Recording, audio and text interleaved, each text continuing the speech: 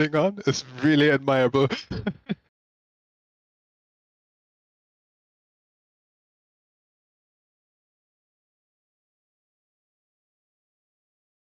No, he did not win, but he's still clinging to his life. And to be honest, I have no idea how he's doing it anymore. He did activate one resolute for alternate activation costs, so he did not have to draw for turn. And then with the reveals, he did manage to put Nico to 8. And now in his main phase, he's going for Light Weavers here. And yeah, I think that was his last Hail Mary. He just wanted to see how much damage he could deal. And yeah, it was nowhere near enough to to no one's surprise, he was not able to kill the Nico with only 8 influence, which is quite unfortunate. But yeah, as I just told Dawes during our small downtime, I think it was really admirable of the Luxem player that he held on, and he played it out until the very end. I'm not sure I would have. I think I would have. I think I would have started shuffling up my cards a lot sooner. But yeah.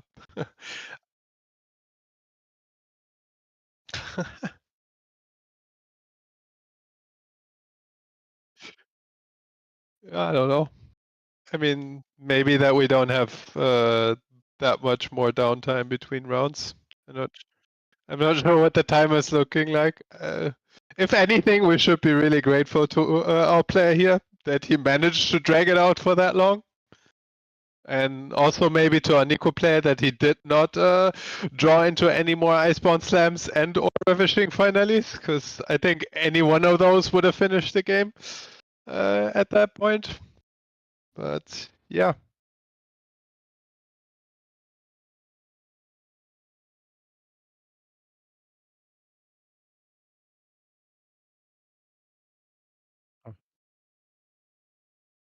All right.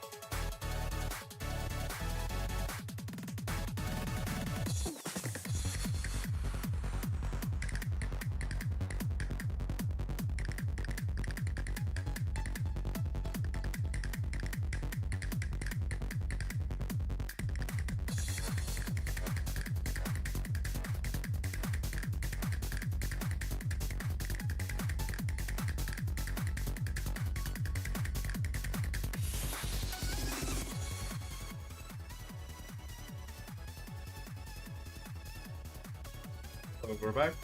Wait, Toby is muted. Okay, so we're back. Alright. Nothing happened. Back. OBS works flawlessly. That's great. Yeah, That's good. I agree. I think it's a very well developed application. I mean, you just wrote it with probably just Luxem, and OBS didn't want to even watch Luxem, so maybe maybe we show it a different matchup and it will be fine. Maybe it actually wants to see some slimes. I mean, maybe it actually is a monster. I mean, Slimes was awesome when it released, right? Everyone loved playing, everyone loved seeing it. But then, I mean, when you have it's like when you have the same food every single day for 4 months. It's like, you know, I'm kind of sick. Yeah.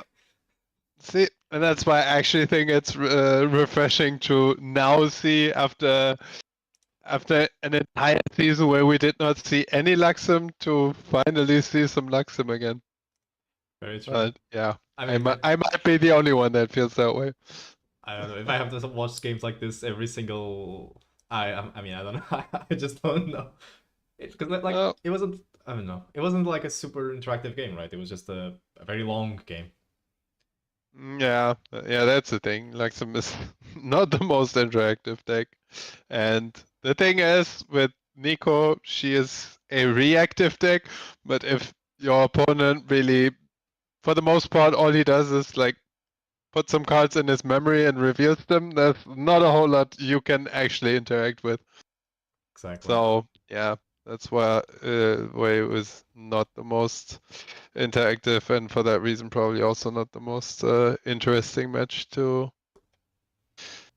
see.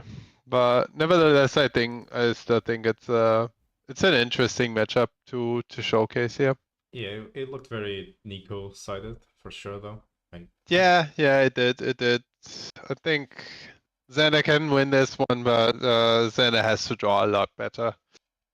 Yeah, and I think out of a lot of matches, like I'm not sure how the win mates would actually look like, but I think I would at least give Nico like 60% in this. Yeah, for sure. Honestly, if not even more, actually, because I don't know. Maybe it was just this showing that's kind of clogging, I guess. Yeah, and I think like it wasn't even like that great, especially in game 2. I think it was only one slam for the Nico player. Mm-hmm. No, game. Oh yeah, game 2. Yeah, it was only one. But I mean, yeah, game 2 was only one. I know. Even still, like it was just so dominant for Nico. Yeah, even still, that's the thing. That's the thing. Like she did mill herself the two ravishings and never managed to draw into a third one. But even like a huge mage ban lash was enough to, well, yeah, just keep bonking them. Yeah, to to bonk Xander to death, and even the very small builds, seeing those I think at that stage it was fine that he had to mill two assaults, but just seeing that just kind of hurt myself Yeah, a bit. Like seeing that was really painful. I mean, like we said, the influence was never really gonna get there, but yeah, also that. it doesn't help that all your win gone. Because I mean, you could have just, I guess, farmed damage slowly with the other light weavers, like just do 6-8 damage per turn. But you had to find an Excalibur to break the sword. The Mage Bane conditions really weren't ideal. Yeah, well, we'll see. We'll see. Looks like we have around 2 players setting up. So let's just transition now. I'll fix the overlay in a second once I see what they're actually playing. Looks like we have Merlin sleeves, so maybe seeing a Merlin, always a good one. Always fun to see Merlin. Yep. I mean, at this point, it's always fun to see a deck that actually tries to finish the game in a timely manner. Yeah. That's true. That's the one thing. As the game goes longer, Merlin gets better at progressively is finishing the game. That's kind of what the deck does. That's true. Well, let's see if it's actually Merlin or just Merlin's sleeves. Right. Let's see, Mr. Howe has an 8. Let's see what 5. Alan counters with a 5. So how's going first? Will be going first. Let's see what spirit he's opening with. I think I saw fire. Gonna take a gamble here and just set him as a Fire Merlin. Merlin fans, he wouldn't trick us like that. Never. That's why usually it's pretty easy to spot the slime players. They all play with the silver slime sleeves. Oh, nice Luxem and... It's Laxum again. It looks like it from Alan. I didn't want to say, but I think I saw him also playing Laxum. But if it's, is it Merlin against Laxum? It looks like it. Okay, that is also such a blast from the past for me too. It's like the Merlin FTC against meta. Laxum, that is the AFC meta for me. Yeah, I think the matchup, it was pretty even. I wanted during AFC, I wanted to give Xander a very slight edge. I think not a whole lot, just a very slight edge. But I think with the addition of Incapacitate, the matchup got a lot better for Xander in that regard. I mean, Merlin can still blow up Xander out of nowhere with just a couple of firebolts, like as Merlin does. But yeah, I want to say it did not get easier. I mean, not gonna lie, for a second I thought you were gonna say Incapacitate for Merlin, because we've seen a couple Merlins run it in the side as well. I did try it out in the site myself. I tried out 2 copies, but they never really felt great to me. Yeah, it feels super... Maybe some players had success with it. I did try it out, but to me they never felt great. Yeah, it just feels super costly to... I mean, if you're negating their win con, obviously it feels amazing, but you have to hold 5 cards in hand to incap. It's super telegraphed. That's true. I don't know. Usually I'm a player. I really like to enjoy. I really like to progress my own game plan more than to disrupt my opponent's game plan. That's usually what works out better for me in my games. Whenever I try and go on the defensive and hold up cards and play slower, it usually ends up costing me more. Yeah, I mean, yeah, totally. I mean, and if you're going into a blind matchup, obviously, you just want to have cards that are proactive more than reactive. Yeah, exactly. Well, both players are opening with a not so proactive play. Yeah, Both players opting for a shipmate pass turn here. I mean, Merlin still clearly has an advantage here because you run cremation, so at least he... Yeah, exactly. I think both players are still fine. If Merlin does not have a cremation, that might have actually been worse for Merlin to drop the shipmate here, because you would much rather prefer to discard it to hasty or creative shock here. Yeah, exactly. Let's see if he does have a cremation ritual and he can salvage this. Now that he probably knows what he's up against. Once he saw Serene, it probably did. Once you see Serene, the jig's up. I want to say in most cases. Yeah, I think most players would assume or should know that it's Luxem at this point. Could still be right. Like that was one of my other guesses when I didn't know in game 1, but seeing shipmate here, that probably confirms or should confirm it at least. It's a retold fortune. That's an interesting one.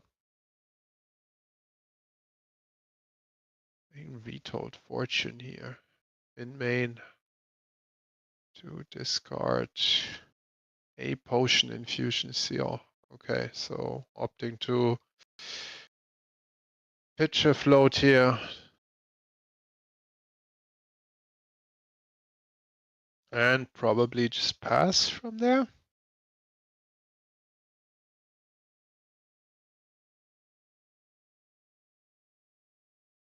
Is that even a spell?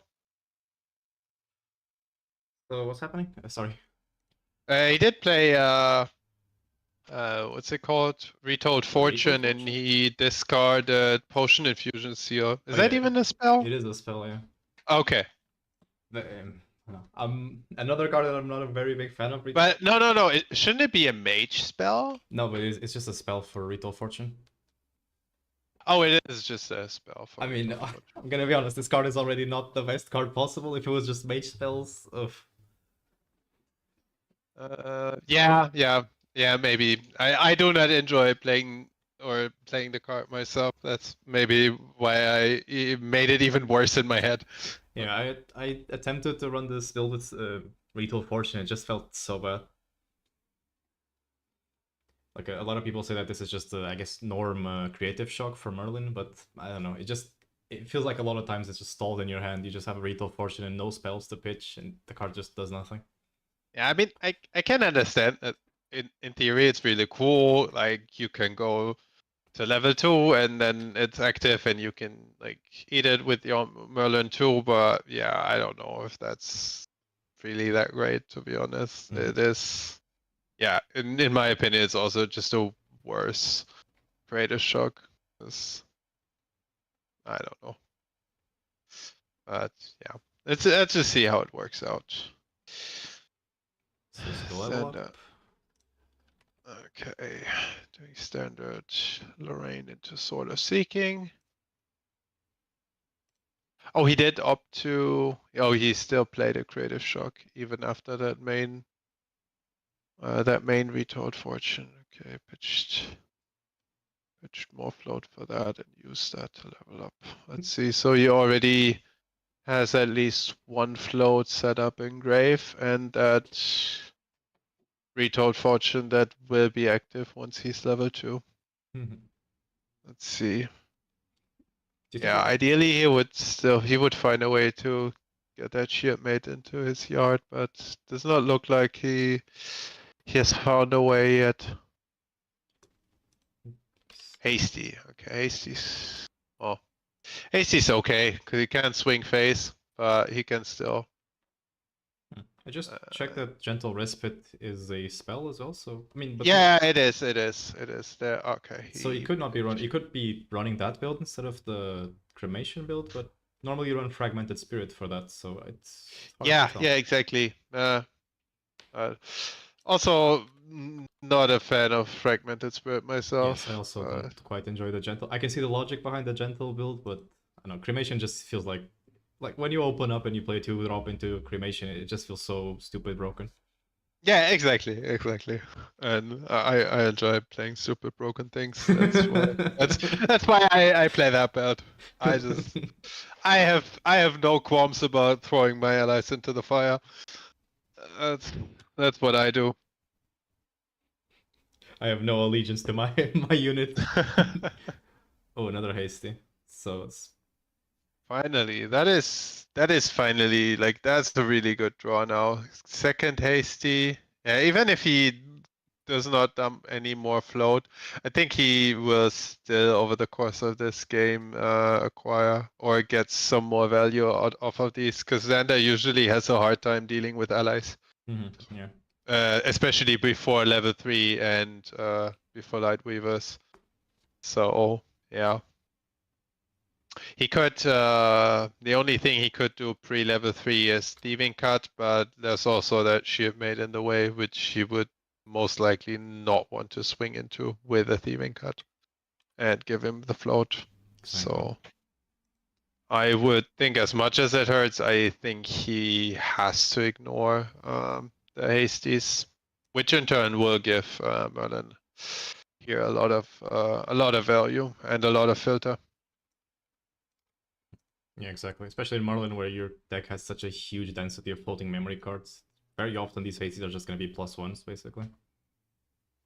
Yeah, very often, and even if they're not, like Yeah, you just you filter in your deck. run, yeah, you run a lot of cards. Like I don't know his list, but for example, if he were running cards like Resolute Stand, he would obviously not need it in this matchup, so he could just pitch it to too hasty and redraw into a new one. Yeah, and just use them to get to your really good cards like your Pendragons and your Fireballs here. What do you think about this placement from Alan, putting the Serene Spirit next to his champion? I think it's really nice for his opponent that he shows him that he is running the Serene Spirit, although it is a bit weird. Yeah, I was thinking the same thing. Normally, it's often you see people getting got by Serene Spirits. Like... Exactly, because then usually that's what happens, or not usually, but it often happens to some of my opponents when I play Serene and they just think, I got you, and then I was like, no, I'll release and recover 6, and I was like, fuck, I completely forgot about this. And I think at least now it's out in the open, and if he forgets about it, it's really on him twice, I want to say. Exactly. So Merlin needing a float, probably dungeon guiding as well. I mean, this is just... Yeah, it looks like it. That's your classic Merlin play. Yeah, exactly. Just bread and butter Merlin turn. Then you just start farming advantage with your champion, start playing your Pendragons. I mean, it's Merlin. At this point, Merlin is also like that kind of... It does not look like he has Pendragons though. I mean, with I think I see although that might be a Pendragon here. I really can't see his cards well. Which is probably a good thing. Yeah, which is good. I think it was probably bad that we could see the other guys, the other Blackson players' cards that openly last game, because that also means that his opponent could see them. I mean, obviously, it's incredible for us as casters because we can just assume the plays. Yeah, it was really helpful. I have to say, it was really helpful. Okay, so you see a Crux Sight and a Creative Shock on. I mean, perfectly fine. You're perfectly fine with losing those cards. Yeah. They're definitely worse cards to lose while leveling up. For sure. Let's see what he held on to. See if he does have a Pendragon here. If he does not, he might want to start swinging with his hasties first. Not sure what he kept. You might want to filter some more. Yeah, I think that's actually what he does. Yeah. Gets rid of a float to draw a card. Let's see. Yeah, and he goes in for the second hasty swing. Looks like float again. But then again, I don't think he drew into a Pendragon, which is quite unfortunate. But it looks like it did have... I mean, it's a little bit too early to start casting fireballs, but it does look like he has one in his hand. At least one. Yeah, this is never bad to just hold on to your fireballs like this, I think. I mean, especially in this matchup, right, where you want to just really hit a really big fireball. Yeah, especially in this matchup, I think you would need to at least hold on to 2-3 before you can think, before you can start thinking about going for the kill. But let's see, I would think this game will go on for quite some more turns. We'll see. Okay, Xena goes into backup charger. So let's see if that means if he does have a dungeon guide of his own now. I would think so. Yeah, I would hope so. I'd be hard pressed to not see a dungeon guide here. Let's see. Also a lot of cards here for this ender player.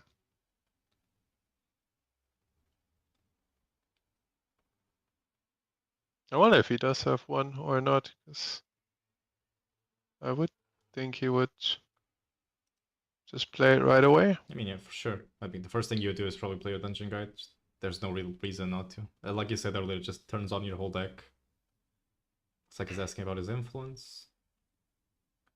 Cards in hand, like, oh. Actually, did he just hard pass? That's... Oof. It's not ideal. Well, maybe he has to vanish or resolute then here. Merlin's just gonna do Merlin things and draw 3 cards? Just casually draw 3 cards? Yeah, she will draw 3 cards at least.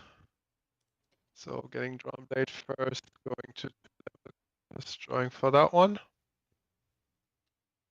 See, and also this one I saw, I think that was an incarnate. Did he draw? Does he have an See. Ascension? Is playing Yeah, something? that's beginning of recollection still. See if we see any Ascension plays. Ascension is famously very bad against Luxem, but he doesn't have any cards in memory, so. Yeah, and also he did discard his wind card, so I think. And his water card too, I think. Yeah, I think he did discard 2 water cards. I'm not sure if he runs anymore, but most lists opt to just run 2 wind, 2 water. So I would just assume he runs the same ratios. I think So next set, Merlin is gonna be able to run that card that just puts a spell back into your memory. Man, that's gonna be so crazy. yeah, that was actually one of the cards I look forward to playing with the most. Just getting 1 spell back from your graveyard to your hand. He's attacking with Hasty. Looks like he discarded another float. At least from the way he is placing it in his graveyard.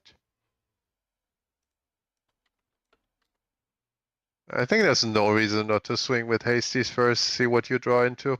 Exactly. I guess he's going for, yeah, he swings with Merlin and seeking for 3.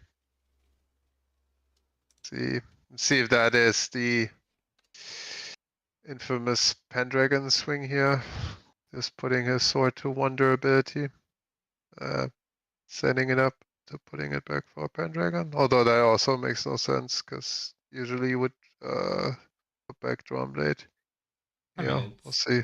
Yeah, true. I mean, you kind of just want to. No, you don't really want to break the Drawn Blade, right? Because you want to put it back so you No, can keep using your floats. you would. Ideally, you wouldn't want to break Drawn Blade, at least not so soon. Yeah, but it's like you said, if you're gonna return one of these swords, it is the Drawn Blade because it's giving you value. We're sort of seeking Yeah, just kind plus of he also, I think he has at least 2 more float in his grave. So yeah, if he has a way to put back this Drawn Blade, he would most likely want to make use of it. But we'll see.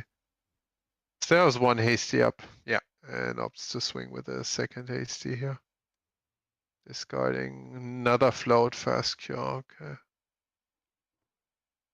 So already at 3 float here.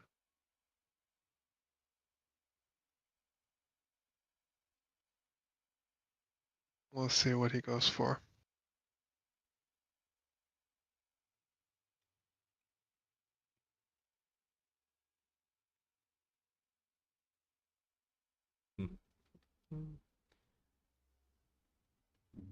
He's not really happy with his options here. Yeah, I mean, the Merlin player. I'm wondering if he's scared of the Luxem player just holding a ton of incaps in hand, because it feels like he's playing. Okay, he's gonna cremate the haste. That's an interesting play. Yeah, I wouldn't. I think I would almost always, even if I do not opt for the Shieldmate cremation, I would always cremate my dungeon guide before. Yeah, But alright.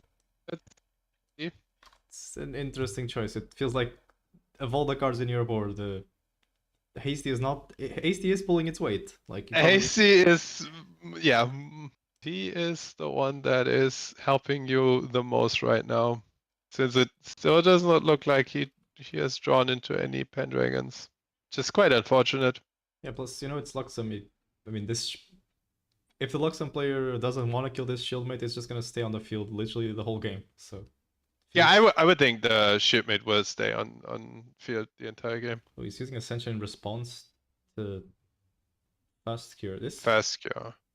Oh, I guess Luxem. I mean, Xander still doesn't have Luxem enabled, so if it's the time is probably now to do this. I'm not sure. Let's see if he has his other win card then. Because if he has win, that would be really painful for the Luxem player. Because I think he was planning to level up now this turn with Fast Cure and 2 cards from memory. Yeah, exactly. Like it's Thieving Gut and He's, Resolute, and he has and he does have the win card, but only the win card. Okay, so not even a fire card here. 2 sides and an incarnate. Also interesting having both his sides now in memory. when he could actually rip his entire memory when he held onto at least one more of those sites in his hand and not his memory.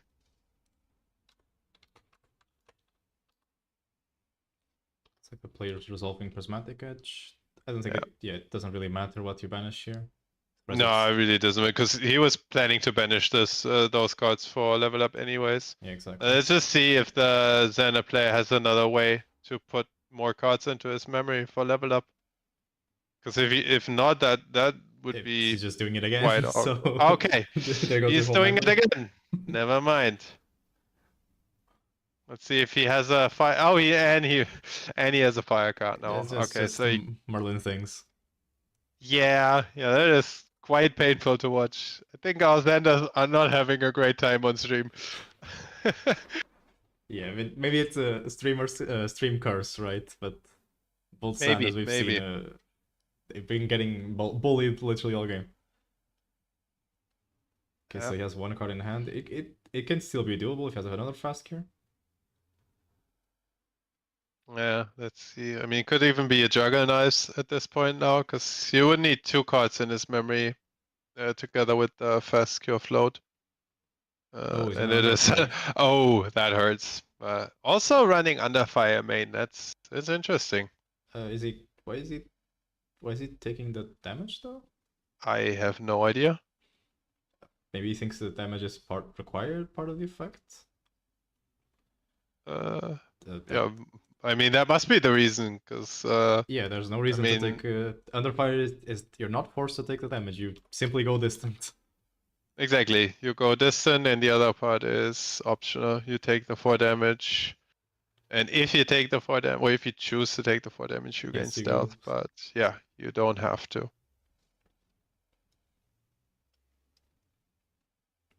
Oh, banishing a gleaming cut, that always hurts. Not sure if we should. So weird.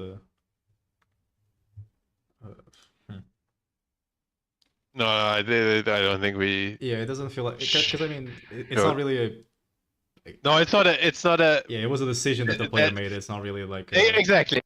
Even I'm not sure. It probably wasn't a conscious decision or like an informed decision. Yeah, but it was. I mean, it is a legal play that he did there. He chose to take the 4 damage. Yes. So yeah. So yeah, it's just a little bit of an awkward situation, but it is a perfectly legal play, and the player did choose to take 4 damage, so it just is what it is. So Merlin pulling out Drawn Blade again, so just going. Yeah, like you do. Going to 3-level counters and just drawing card for turn. So let's see. Sanders at 7 now. I mean, he already has 5 damage on board. Prismatic swing, so that's 3. Creative shock from Xander. Oh, okay, no, this is hands down. Yeah, probably fireball him in response. And be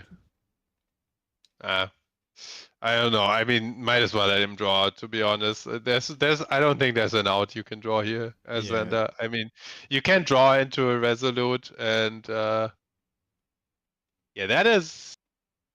Oh yeah, he takes the 3. Okay, never mind. Goes to 19. He's gonna release. Goes back to 13 then. I mean, I'm hoping that 4 damage doesn't end up being super relevant this game. But I don't see a world in where. Yeah, I don't think it might be relevant in the sense that he might die this turn because of the 4 damage, but I don't think he would survive, or he would have a chance at winning this game, even if he does not die this turn, or if he manages to hold on for 1 more turn. Because I think he would need at least 2 or 3 more turns to stabilize. Yeah, exactly. We'll see. So he's at 13 now, still 2 damage on the board. That would put him at 15. So 10 more from hand is what he would need. I mean, Merlin could just play it safe and just go hands down for Incarnate and just swing for 4 more and pass. I think nothing wrong with that, I think, but we'll see. Okay, he goes Crux side. I think this probably is just game because grabbing back Ascension. Yeah. It's probably just over right now. It probably is. He'll probably go Ascension. I mean, But let's see if Xander manages to put some cards into his. Or no, he has 3 in his memory. Maybe let's see if he has some yeah, if he has a like some couple of cards to sides. reveal. But yeah, it would need to be like, I don't know, at least 2 sides. Yeah, I mean, the Luxem player already looking at his material decks, probably just already thinking about game 2. Yeah, probably. See, He's double probably better off checking his sideboard. So see, But first oh well. Ascension. Let's see what Luxem with what Xander reveals. Putting back drawn blade again and getting back the edge. Yeah, still wind and fire, and he does have. Assault, Gleaming Well, Cut. he does have at least 3 Lexum cards, but yeah, no sides. I mean, he's gonna throw one. It would have to be literally like Juggle Knives and a Luxem site to be relevant. Yeah. But now you can see that Merlin player would have been better off swinging with his hasty first, because I think the 2 damage you would almost always point at hasty now, but which I think he did not. He just went face. I mean, at this point, it Oh wow, probably also doesn't matter. That's an insane hit. Yeah, Like also that's banishing that one. the one Yeah, card he could and not he have just missed. and he just scooped. Yeah, no, The thing, even if he did manage to get the draw 2 effect here off, I don't think he would have recovered. yeah, but I think not getting it was just like the game telling you like, no, bro, just go yeah, next, just go next. yes, it probably was. It probably was. That's when he knew. I probably should go game 2. Like you're already on the ground, you're getting kicked, and then the game's like, no, bro, you're also not getting your Gleaming Cut. No, you're getting nothing. Yeah, exactly. Poor Xander players here on stream. I mean, let's hope this is Well. not the recurrent Xander curse here. We'll see. We'll see. See, Merlin shuffling up directly. Maybe just both players just shuffling up directly. Maybe they're just not gonna side. Maybe.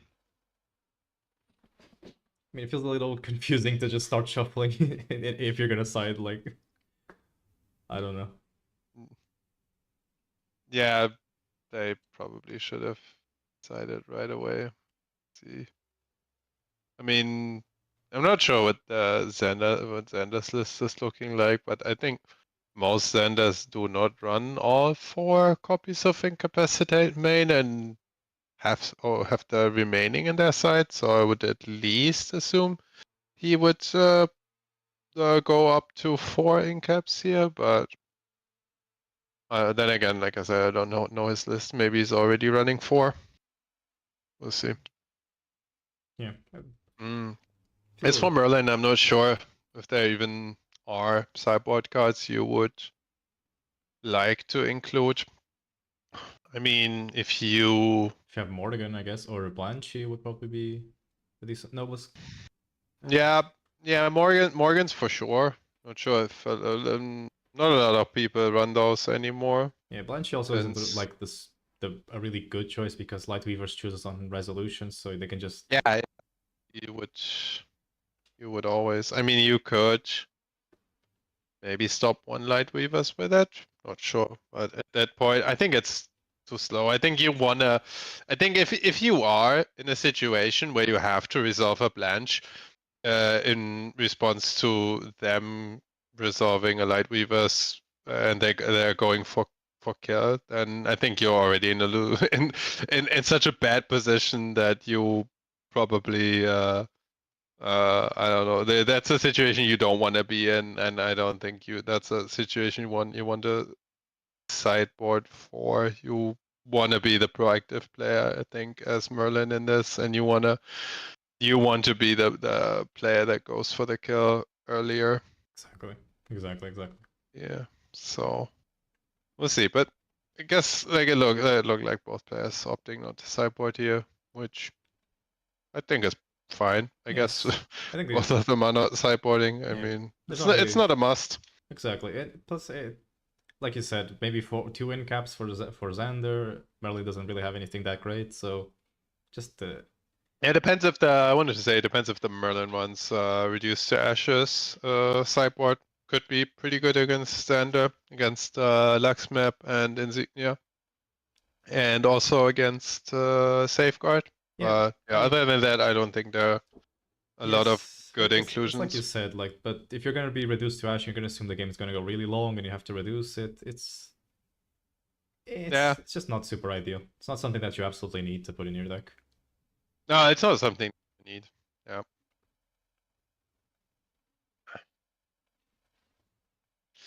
Oh well, Oh, so you let's see see a how it. lot of bottom from Xander. Look like 5 bottoms from Xander, which is, I mean, Yeah, it's always keeping nice, one. obviously, because you don't want to draw those cards. But if it's like Luxem cards, it's really annoying to think you're not going to be seeing a couple Luxem cards for basically the whole game. Yeah, I think it's fine if you have to ditch like uncovers and some amount of Excaliburs, but yeah, the other Luxem cards you really don't want to put down or yeah, put down back down to the bottom of your deck, at least if you can avoid it. But yeah, sometimes depending on your draws, it's unavoidable.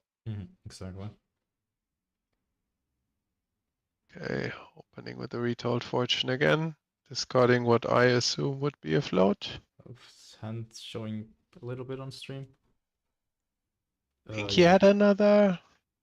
I think he had another wind, yeah, in his hand. Yeah, I think he had another win, and I think another Retold Fortune.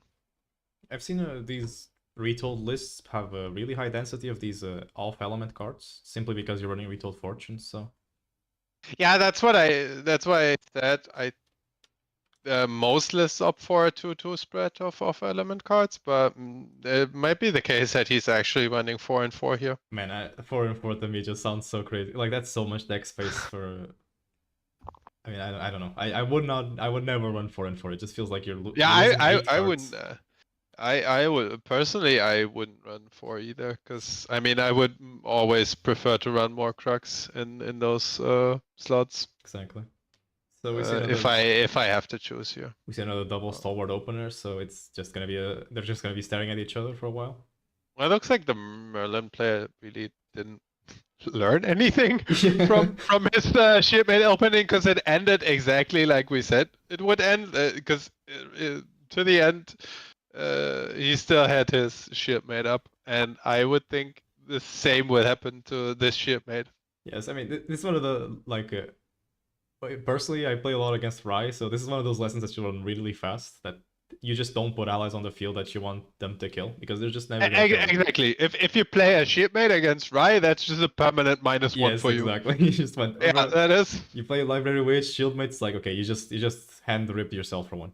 Exactly. Those are cards you would never see again. They're just gone. So we see a turbocharge from Xander. So it looks like the opener is significantly better this time. Yeah, that's always great if you see your like one of. I'm not even sure if it's your one copy of turbocharge, because I've seen lists now run up to two Putting, turbochargers. I think even up to 3, which I he's putting think turbocharge that's in a the bit. banish though, which is a little bit weird. That is a bit weird, yeah. I It is a ranked think event, obviously, and players are actually competing to win. So sometimes these things just happen. Oh, and we see a backup charger from Merlin as well. it should be of no consequence here. Yeah. Yeah. I mean, unless he has a secret AMB card that if you have turbocharge in your graveyard, you draw 2 again. Yeah, that's so we finally did get spoilers Yes, here, you or what? don't tell anyone. We have insider information of this new. I see. It's called a turbo word charge. Ah, I see. I was thinking maybe we get like something like a turbocharge for horses now that we sacrifice a horse ally, but that's also just cremation Ritual for horses. Cremation ritual for horse. I don't know. I'm not the most creative guy. Okay, so hasty again. I mean, we're just seeing a repeat of game 1 for Merlin. Yeah, but that's just the standard Merlin cards here that we're seeing. Except that he's also running the retold package. Let's see if we see another. Ditching a fractal. Huh. It's an interesting card to run. I did try playing it, but 4 costs just did not feel great. I mean, to me. It's a 4 Really, cost really kinda ever. net zero, right? Because it keeps giving you mana from reserve. But yeah, the cost is really high initially. Yeah, if you can drop it early, I think it's fine. But then if you drop it early, you also mean this also means you're not mage, you're not getting the full 4 damage, and there's not a lot of things you can actually kill with 2. I don't know. Yes, Just exactly. It feels like a throwback card, right? When Merlin used to play Rai as a level 1, like it made a lot more sense. Now it's just not that good. So we see Xander 1. She's right, prepared last Scout. card. That's an incap. Well, not ideal, but sometimes you gotta do what you gotta do. I mean, if he benched it, he probably has something better in his hand, so I would assume so. yeah. Looks like he bottomed the 2 cards as well from the Glimpse. So happy with his Oh, draws. hard I need pass. Classic. passes straight away. See. See if he has creative dump float here. Or maybe just a juggle knives. Juggle knives could also work. Merlin Oh, taking we'll an see. turn.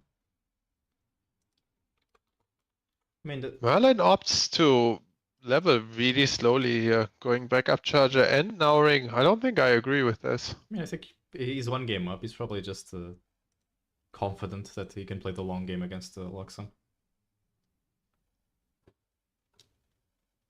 I think he only has 1. I mean, I think the only floating he has in his grave as well is Retold Fortunes, so it's not super. Yeah, but sometimes you gotta do what you gotta do and use cards from your memory to level up. I don't know.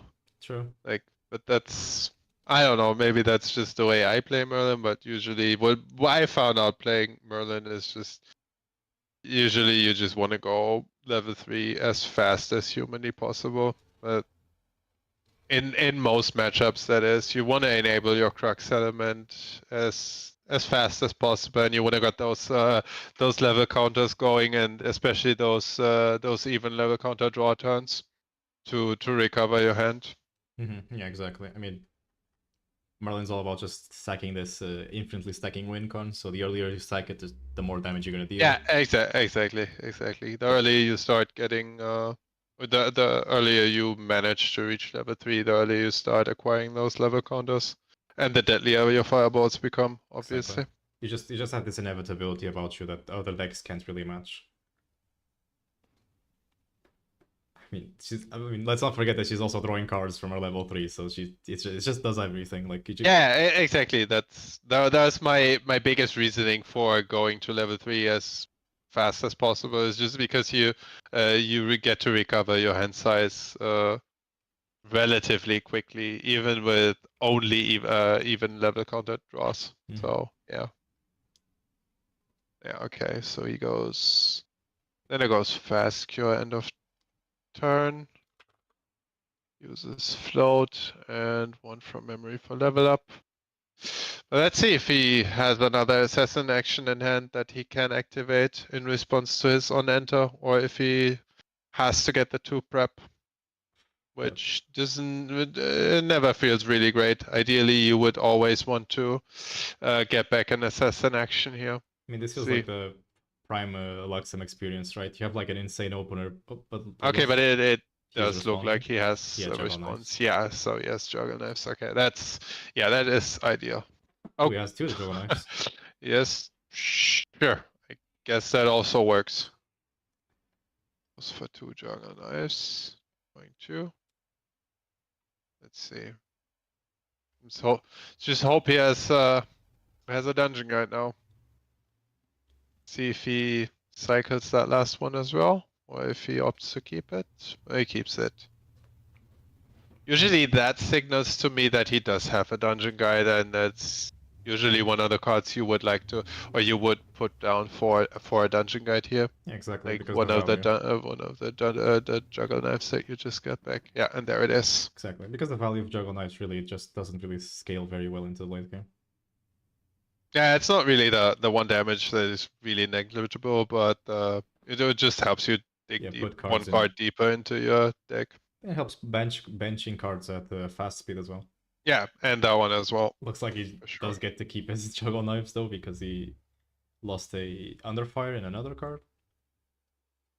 It was a thieving cut, Yeah. the other card, yeah. So I guess that juggle knives is here to stay. Which is, I want to say it's probably the best card out of those three that he could have kept. Just for the fact that you mentioned that it's another fast card that you can activate just to put down cards into your memory. He opts for a Uncover. early uncover, so that signals to me that he probably has at least one gleaming cut in memory now. Ideally, it would be two. I can see a world where it's two. Let's see. Oh, Two never mind. It assaults. is. It's two assaults, and he had another thieving cut, so he still kept the Juggle knives. I mean, juggle knives if in your hand. I mean, if your hand is two thieving cuts and an underfire, juggle knives probably isn't the worst card in your hand.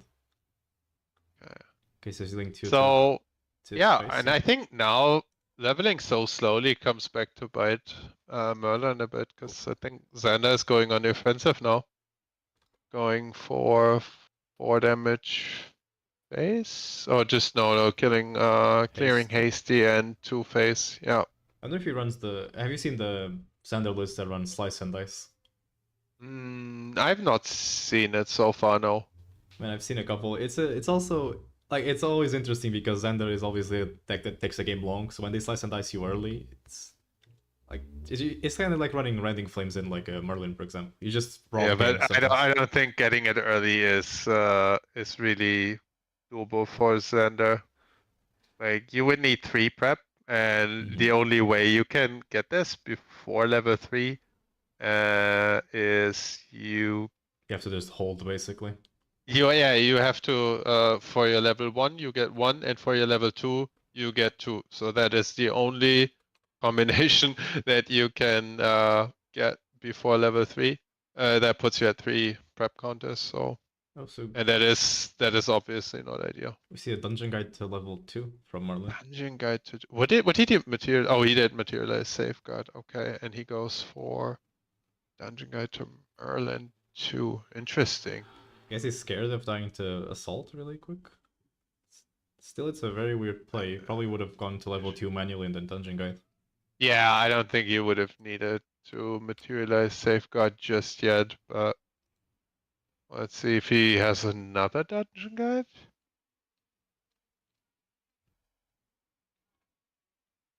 I can only think so. I mean, even so, you're losing so much influence to. I guess you're gonna be super safe, right? Because you're level 3, you have a safeguard, but still. Okay, he's gonna eat something. I think he will eat one of his own float, because I The don't think retold Xander has one. Yeah.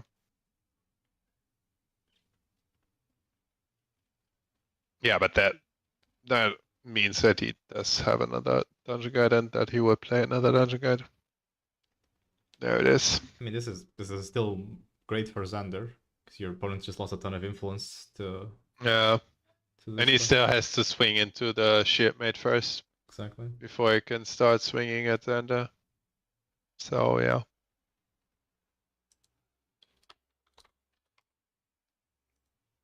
See what he banishes here. 2. So Crux Sight and Witch. Crux Sight, Witch. Yeah, okay. So looks like the hand also wasn't like super ideal. Yeah, I don't think it was.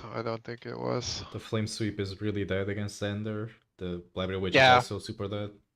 That's a card that you can probably sideboard out here if you opt to sideboard.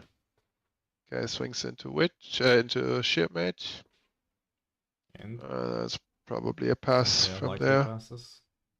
Not sure how many cards he still has left in his hand, but can't be too many. Probably only 2. Oh, he's gonna just and Ascension. It was 2, and it goes down, both down for Ascension. Oh, Incap, nice. Oh, that's insane. Yeah, that is insane. That is incapping this. Yes, Incap on Ascension is incredibly good because it sends us cost, so you just 2 for 1. Exactly, because as an additional cost, you have to put back the sword, and yeah, if it gets incapped, well, you don't have a sword, and well, you don't get a new one. Yeah. That kind of sucks. So I mean, this is very. It looks like a very very good position for Xander. Oh, it looks Luxera's map. Oh. Yeah, I think he's playing this correctly here. I think he's going very aggressively, Looks like he has and he 3 wait, assaults. oh, he does have 3.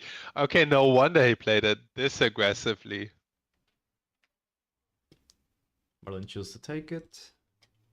You kind of have to take it I'm because not sure, but I think at this point I would have pointed 2 damage at the shieldmate so that I can thieving cut into Merlin for 3.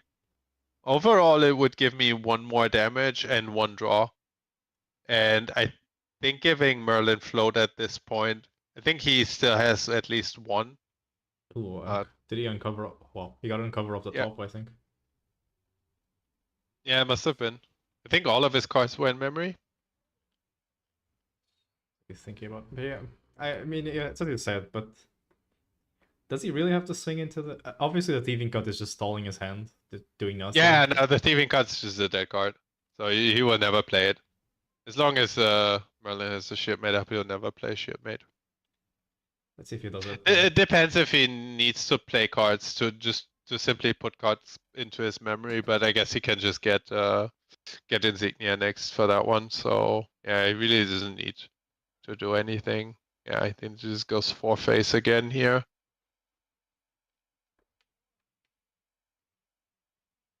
Yeah, opting not to crack safeguard just yet. I think he might just be dead next turn. Although no, he has to crack safeguard next. Yeah, even if he assaults above the safeguard, I'm not sure if it kills him. He has to deal 14 damage, so probably not. Well, let's see. Next turn, next reveal, he goes to another another one. Okay, so I think now it's 6-face. Yeah, okay, so now it will be 6. So now he's at 20. Yeah, next reveal, he'll be at 26. next turn, he has to crack safeguard. Okay, Okay, he's using it. It feels horrible to not have cracked the safeguard now at this point. Nah, I think he wouldn't have played the second uncover here then. But yeah. But does it make sense to crack it now though? I think it makes no. Wait, does it make a difference? No, I think it was not correct to crack it here. I think he's dead next turn. Because next turn, Xander can just Luxera's map for maybe like a Gleam. I don't think he even has to get it. Next turn he's at. Next turn he will be at 20 from reveal alone, and Light Weavers will 1 assault, even if it's just 4 cards with. No, he gets 1 more assault from the map. He puts 2 down to pay for the cost. He has 5 in memory, so it will be 5. So he'll be at 25, and he will reveal 3 assaults. So that's 6 more. So Merlin will be at 31 damage next turn. So Merlin will be dead next turn. Yeah, I mean, it feels kind of weird to have done the. It's like that sunken cost thing, like, oh, I don't want to pop my safeguard now because I've already. Yeah, it was probably exactly this, because the psychological damage here alone was probably too much. Yeah, because I mean, especially in this case, man, if he just had popped the safeguard early, you would just literally validated his whole turn. Yeah, I don't think there's a lot the Merlin can do here. Actually, he can kill Xander obviously from 0. I don't know. Not sure if his influence level 5. Not sure if his influence is high enough to get Majestic. That might buy him 1 more turn, or 2, for that matter. But I don't think there's any other outs. What is it? He has 5 influence. You can break the sword, so Majestic costs like 6 plus Incarnate Majesty. So doesn't seem like it. 7, no, if he was at 5, no, there's no way. He can't get Majestic this turn. So he goes for Crux Sight, getting Ascension. Ascension also doesn't. Ascension obviously feels horrible in this situation too. Yeah, I think even if he had a wind card at this point, I'm not sure if he can even afford to Ascension. Yeah, because you're just. I mean, you know he has 3 assaults in his memory. So I mean, is it worth banishing one to take 6 damage? Okay, let's see what sword he yeah, gets. let's see what happens. Oh, he is going for the prismatic. So that means he must have a wind card. I mean, I don't know. It's like you're paying 6 life to take away one of your opponent's cards. Oh, he's gonna fast gear. Okay, that makes it slightly better. Actually, no, because you have really high 5. No, influence. both are sitting at 5. Oh, He's letting him recover. maybe he has Okay, 6, and we just can't tell because his cards are layered. Oh, he has 2 wins. Okay. Oh, he has a full rainbow. Oh, okay. But the thing is, all those Luxem cards, they still go on the stack. Yeah, exactly. Even if they get banished. But I'm not sure if the players know this. I mean, if you're a Luxem player, I'm assuming you know that the prismatic triggers your cards. Maybe the I Merlin knew players don't know. you tell that to me. I knew that. I was pretty sure, but in Belgium I still had a very long judge call for exactly this interaction, and it took a long while until we settled on exactly that. But yeah, I do. I was pretty confident. I do know my Luxem stuff. Alan rolled 4 times. Okay. But interestingly, he does still get the damage from Lightweaver's Assault, even though it was banished. So Merlin is eating. Yeah, it. he should. He should be able to 0.6 damage. Yeah. Let's see. But again, let's see if the players know how this interaction works. Okay, looks like he is putting the damage. So you are taking. Yeah. Okay. Yeah, he does. Okay, he does. He appoints all 6 This just makes me question this play even more. Like, is it really worth ripping one card for 6 damage? I mean, like I said, the Merlin has to do something. Not sure if it's the correct play here, but he might as well do anything here before falling over and just dying. Yes, that's true. Because I know, maybe the player's just going to game 3. I really can't do the math here. I'm not sure if he's still dead, but I knew for a fact if he didn't do anything and didn't rip a side, an assault, he would be dead for sure. Let's see, I can still maybe do the math here. I mean, he still has so next reveal, map, so next reveal he goes to Merlin goes to 21.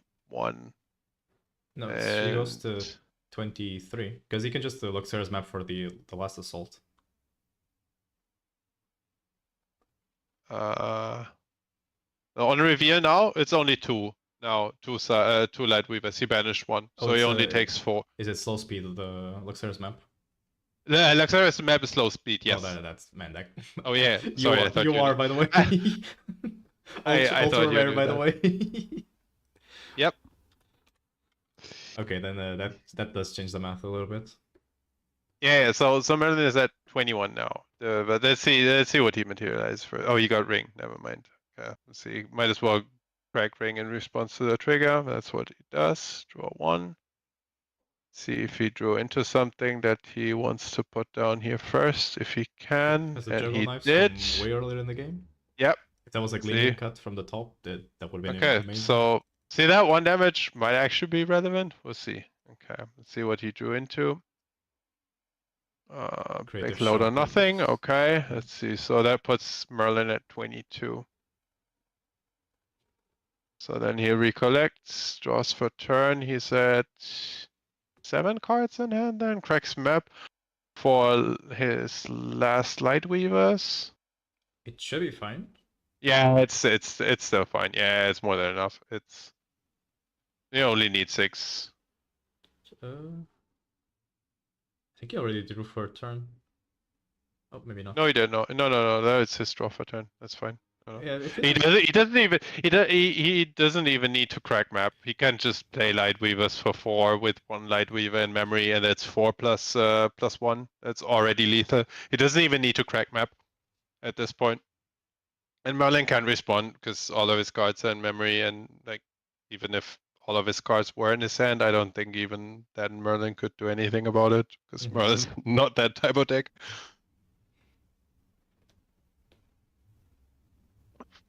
But let's see. Oh, he goes for the.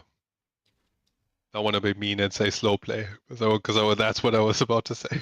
No, he just goes for the very safe route and just probably looks for his I mean, he last just saved a ton of light time. Just weavers. ripped this deck in half. There it was. So it saves a little tiny bit of time.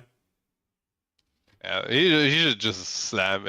He might as well just attack with the just- dungeon guide for one if he wants to make it extra safe. But yeah, at that point, those are all actions he does not need to take. The only thing he needs to do is slam 4 cards down, one of which needs to be another light weavers to activate his light weavers, and that's exactly what he'll do. Yeah, he knows all Merlin's whole hand as well. So it's checkmate basically.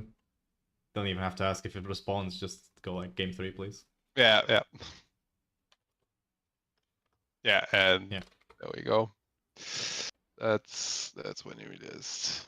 So how much time is left for round 3 now? Two whole minutes. 2 whole minutes. Okay. So That's actually the real Luxem experience that we're seeing right now. Losing game 1, winning game 2, and then drawing, or any of those combinations. Yeah, That is actually the Luxem life. It's a draw simulator. It is the draw simulator. Exactly. Let's see if the players even choose to go to game 3 because there was one. What was the match? There was one match on a stream once where the players had like 5 minutes, no, or it was like 3 minutes to do a match, and it was Slimes against something I can't remember, and Slimes actually almost won the game in 3 minutes. Yeah, I think there are decks that can pull this off, but I don't think even Merlin can pull this off. I think Merlin needs to go to I think it looks they like the players they just, settled on a 1/1 draw here. makes perfect sense. Yeah, it makes the most sense, to be honest. All right, and this has concluded our second Luxem match of the game, so of the day. So if we see a Luxem now in game 3. Maybe he wins now, because now we have seen Luxem lose, we have seen Luxem draw, so it'll only improve from here. The next Luxem we see on stream will probably win. I mean, I do have insider information that some player is playing Water Luxem. Oh yeah, maybe we can actually see. Maybe let's see what his standing is. Let's see. I believe it is. I actually have the Omni decks event here, by the way. Oh, okay. No, he lost game 1, so very likely. Oh no, we won't be seeing that. Well, that's very unlikely then. That we'll see. Oh, I just saw our own goat lost in the second round. My goat's Interesting. My goat's so washed. What? I love that you said this on stream, but yeah, it wasn't me, by the way. It wasn't me. Yeah, it was so funny. In Budapest, I think he lost like 1 round, and everyone was like so washed. Exactly the same word, washed up. That was yeah, that was funny. That was funny. Yeah. Yeah. All right. So I Let's think see. maybe we can take a second or just a couple 5 minutes of intermission, but Sure. all right. Then I guess I'll see you in 5 minutes, guys. Yeah. See you guys. Later.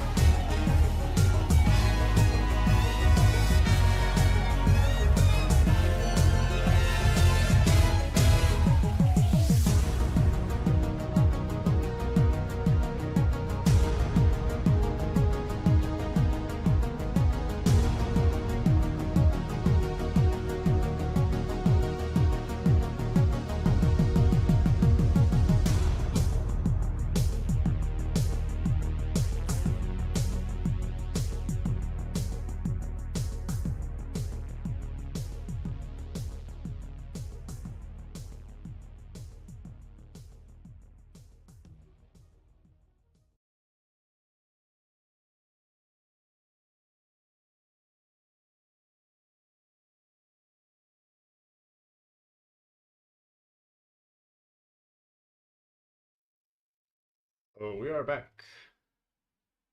Welcome back. Apparently the full set for Mortal Ambition has been spoiled while we were casting. Oh, never mind. It was the full set. I only saw some cards. No, it seems Okay, that. well, I guess that happened. Yeah. Whoops. I mean, I guess day Well, 8 is not gonna be day 8 after all. well, I knew that like some games take a while. I did not think that they would take so long that we've until they finish. We get all of the spoilers now. But I guess, yeah, The that devs just happened. gave us a mercy. It's like, no, bro, just talk about spoilers instead. Well, So, the spoilers can be more interesting than our game 3 that will be getting on our hands momentarily, I hope. Not sure. I think about 4 minutes. I guess it gives us time to just look at a couple of these cards. Let me see if I can. Sure. I think to your delight, at least, I think I already saw at least the ordinary horse. Yo. Yeah, Is it just a horse with floating memory? It is a horse with floating memory. Yeah. It is a 1/3 horse with floating memory, 3 cost. Well, this is a lot of cards. It is not even class bonus, by the way, the ordinary horse float. So it is just regular. It is a good cremation target. See, I knew it. Why is it that the first thing that I see when I click on this is a +1 fire spell that is fast? A +1 fire spell that is fast. Yeah, the Absolving Flames. Literally the first card. Well, oh, okay, this set actually they're cooking. Oh wow. Oh, Backstab is reprinted. So I can say the link actually, I guess, just so I'm not looking at these things by myself. I don't really want to stream them because I don't have a stream ready to show this, or layout, I guess I should say. well, it's just we should just check out the spoilers on our own time. But I want to see it. I want to see it now. Well, I'm so excited. Are you? Did you order a lot of AMB? I ordered a case, and I mean, I ordered a case in the starter decks, but I'm not sure if I'm actually getting them because, I mean, obviously we are Europe, and we have a not very good distributor. Well, yeah, that is a problem. Well, at least you did put in some pre-orders, so yeah, getting them, that is yeah, quite a different story. Exactly. Sadly. I agree. I agree. Well, now I'm kind of intrigued. What was that fire card called? So literally the first one, the Absolving. You have to banish 4 cards from your grave, and then it +1s. Oh, okay. Wait, let's see. I want Rarely, and I want Sango. There we go. Well, we'll see. Let's see. Let's see the main screen. Sango. Interesting. Or Sango is playing a lame deck, bro. Why is Sango so lame, bro? The name? Oh, he's playing his Fire Sylvie probably again. Yeah, man, it's one of the last locals of the season. I mean, we talked about it. Why not? The deck's just the best. True. But still, yeah. I want to see some. I want to see some people playing some crazy stuff. I want to see Wind Vanitas on stream. Yeah, I was really hoping for. I was thinking of Yorai would play today. He would probably be playing Wind Vanitas. We were playing some. I think he was playing this on a store championship in Budapest, and I think he was also playing this Friday during our locals. That is quite an interesting deck, I have to say. Yeah, not sure if someone's playing the deck, he's 3-0 at that point, because as cool as the deck is, I think the deck is struggling a lot to actually finish the game.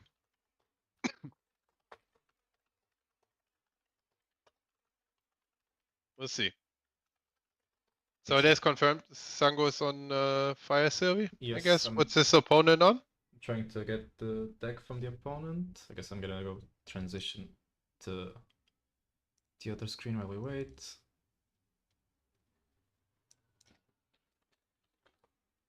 Let's see. Still shuffling up. Cuts. Let's see.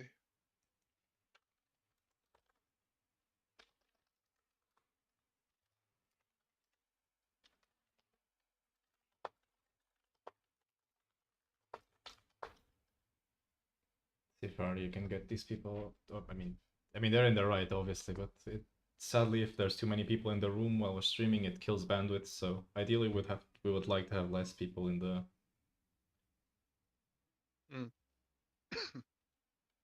Slime norm slime. Okay, so we're gonna see the classic slime versus slime, slime on slime crimes. Slime on slime crimes. So, but is it Is it Spirit of Slime? Yeah. Okay, Yeah. so it's Spirit of Slime against probably Sung on Fire, right? Yeah, exactly. Okay. So I think in this, I think the norm slime is probably favored in this one. When people Just people leave the feature table and then they instantly go back to the feature table. they should join the stream. I thought that's why we're running it. Yes, exactly. But it's Oh well. I mean, it's obviously unintuitive, right? Because people just want to spectate the stream. I mean, they're obviously in the right. Yeah. The thing is, before we even had a streaming setup, that was just what you did. If Yes, you wanted exactly. to watch a game, you would just watch, join the table, mute your microphone, and just watch the players play. So yeah. But now we have this new technology. Indeed, we do. It is the future. For professional EU gone pro. Okay, so Slime's opening with a creative shock. Oh, he did, but he did modify his list a bit. I saw him discarding a gentle respite. Huh, do you think it's good in normal Fire Spirit? I don't. You just think it's bad I overall? don't particularly think it is, because usually Sungo's sitting at a very high influence. I don't think he'll ever pull it off. Not sure what he replaced it with. I think he did run. He might have replaced his reprograms with it, so we'll see how that one No, buffs out. that feels kind of awkward, right? It feels like the opportunity cost for reprogram is just better than. That's what I would think, but I mean, he's probably just trying out the card, so I mean, why not? We see both players having basically a birthday party, just playing forest cakes, passing. Yep. Slime things. Like the normal Sylvie Mirror here, although the creative shock float opener, that's always a nice one if you're playing fire and you can pull that one off. So going to Sylvie 1 on his next materialization will be pretty smooth for Sango. And Norm Sylvie can follow it up with Baby Green, which is obviously not nicer to have access to that one as Norm here. It's just more cakes, basically. And being able to swing one. So, yeah. Passing turn, returning cake, drawing one more card. Yep. And Sango going Sylvie 1, using float. Collect, draw. Let's see what his next play is.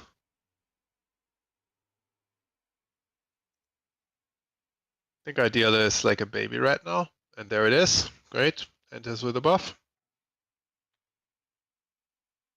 See, I would think he'd swing face, and yeah, that is pretty much the ideal play. Playing Baby Red and discarding Slime Eruption, so the float.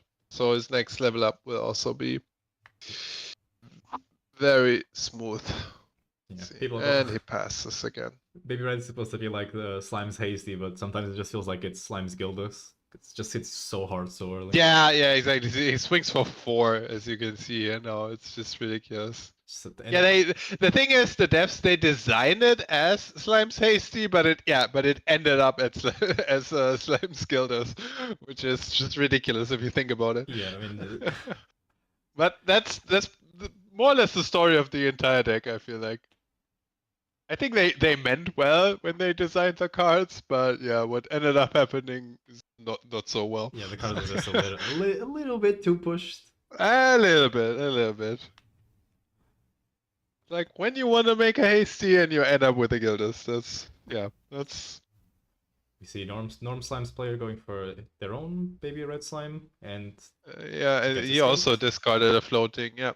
So nice value plays for both players here. I think both of them will have a really smooth ride to level 3 here, depending on if both players will have their dungeon guides respectively, which I just go ahead and assume that both will.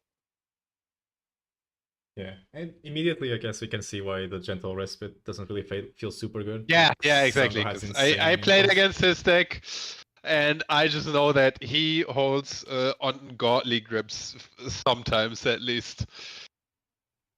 Yeah, exactly like you can see here now. Well, let's see. I would expect him to have a dungeon guide now. Although maybe he does not, because he just went his entire hand down for, I think it was escape on his baby red, so that also might be the case that he does not have a dungeon guide. No, he doesn't have it. But he does, yeah. Yeah, it would feel weird to go to Never, level 2. never not had it. Yeah, Never exactly. not had it. Like, it would be weird to go to level 2 without getting a single draw and then not having a dungeon guide. I mean, of course, he could have gotten screwed and had his dungeon guide banished for level up, but again, like you said, he never didn't have it. Here's this. One down for Blissful. blissful. Okay. See if he has the ethereal, and he does. Okay, there we go.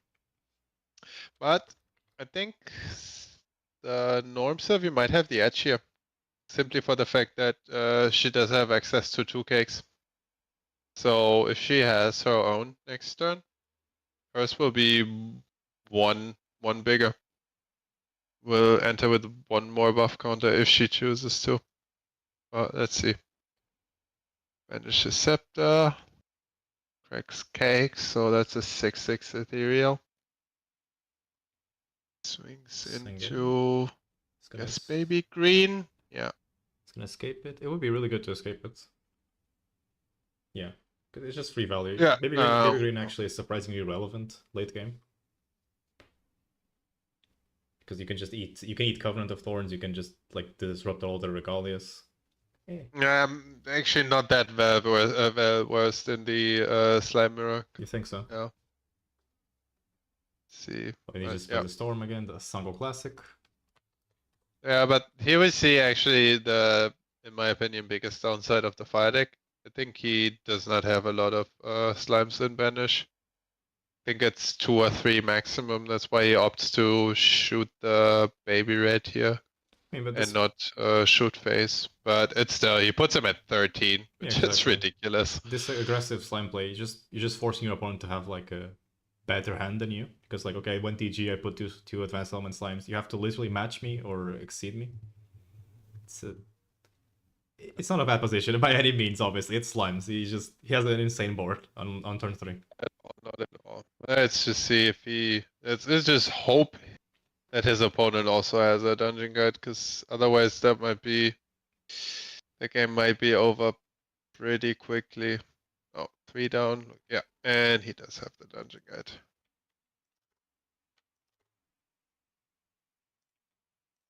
There we go. See, vanishing 2 more slimes. Yeah, and this, as opposed to the fire deck, is like the biggest upside of the slime version. I think Norm Servi does have a lot of slime cards in banishment already, just due to levels. Let's see. We'll see. Let's see if he does. Neither player's really nice here, and chooses to put a dice on top, so we know exactly how many slimes in banishment.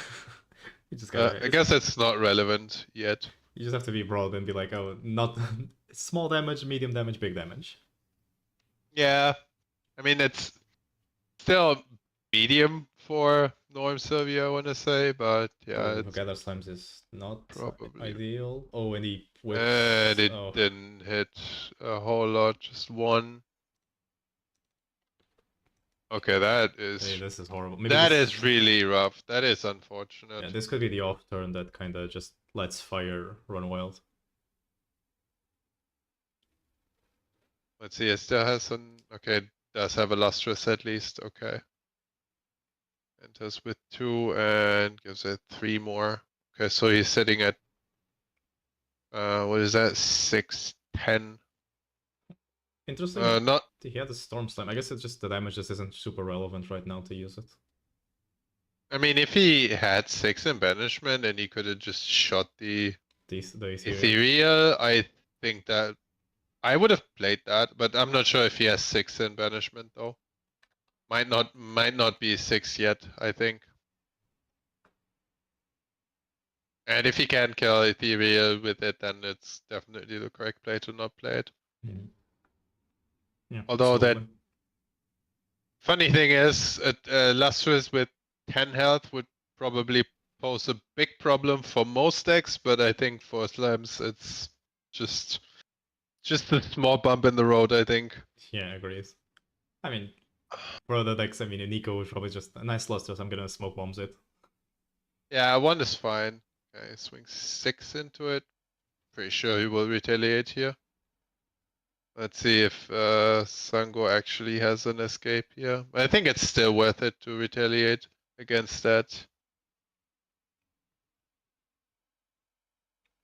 Looks like Sungo only has 2 slime cards in banishment, so the storms are really not that Yeah. fueled. So retaliating would probably be the play. I guess he. No, I think he's still. Is he still thinking on retaliation? Yes, I think he's thinking. Okay, and he chooses to retaliate. Yeah, Okay. it makes sense. Yeah, Just get rid of this problem right now. yeah, I think I would have.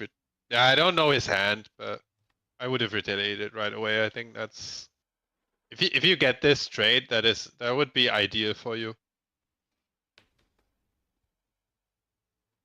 But never mind, he might be just dead here. I No, it think takes. it's very little damage, right? Because he only has 2 slimes. Oh, it just takes 2 on enter, so 14. Yeah. Swings, he would be at 21 if he just goes face with everything.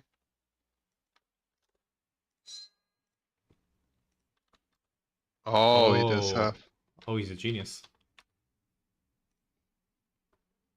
Wait, didn't he banish the scepter for... Oh, I guess it must have been another card.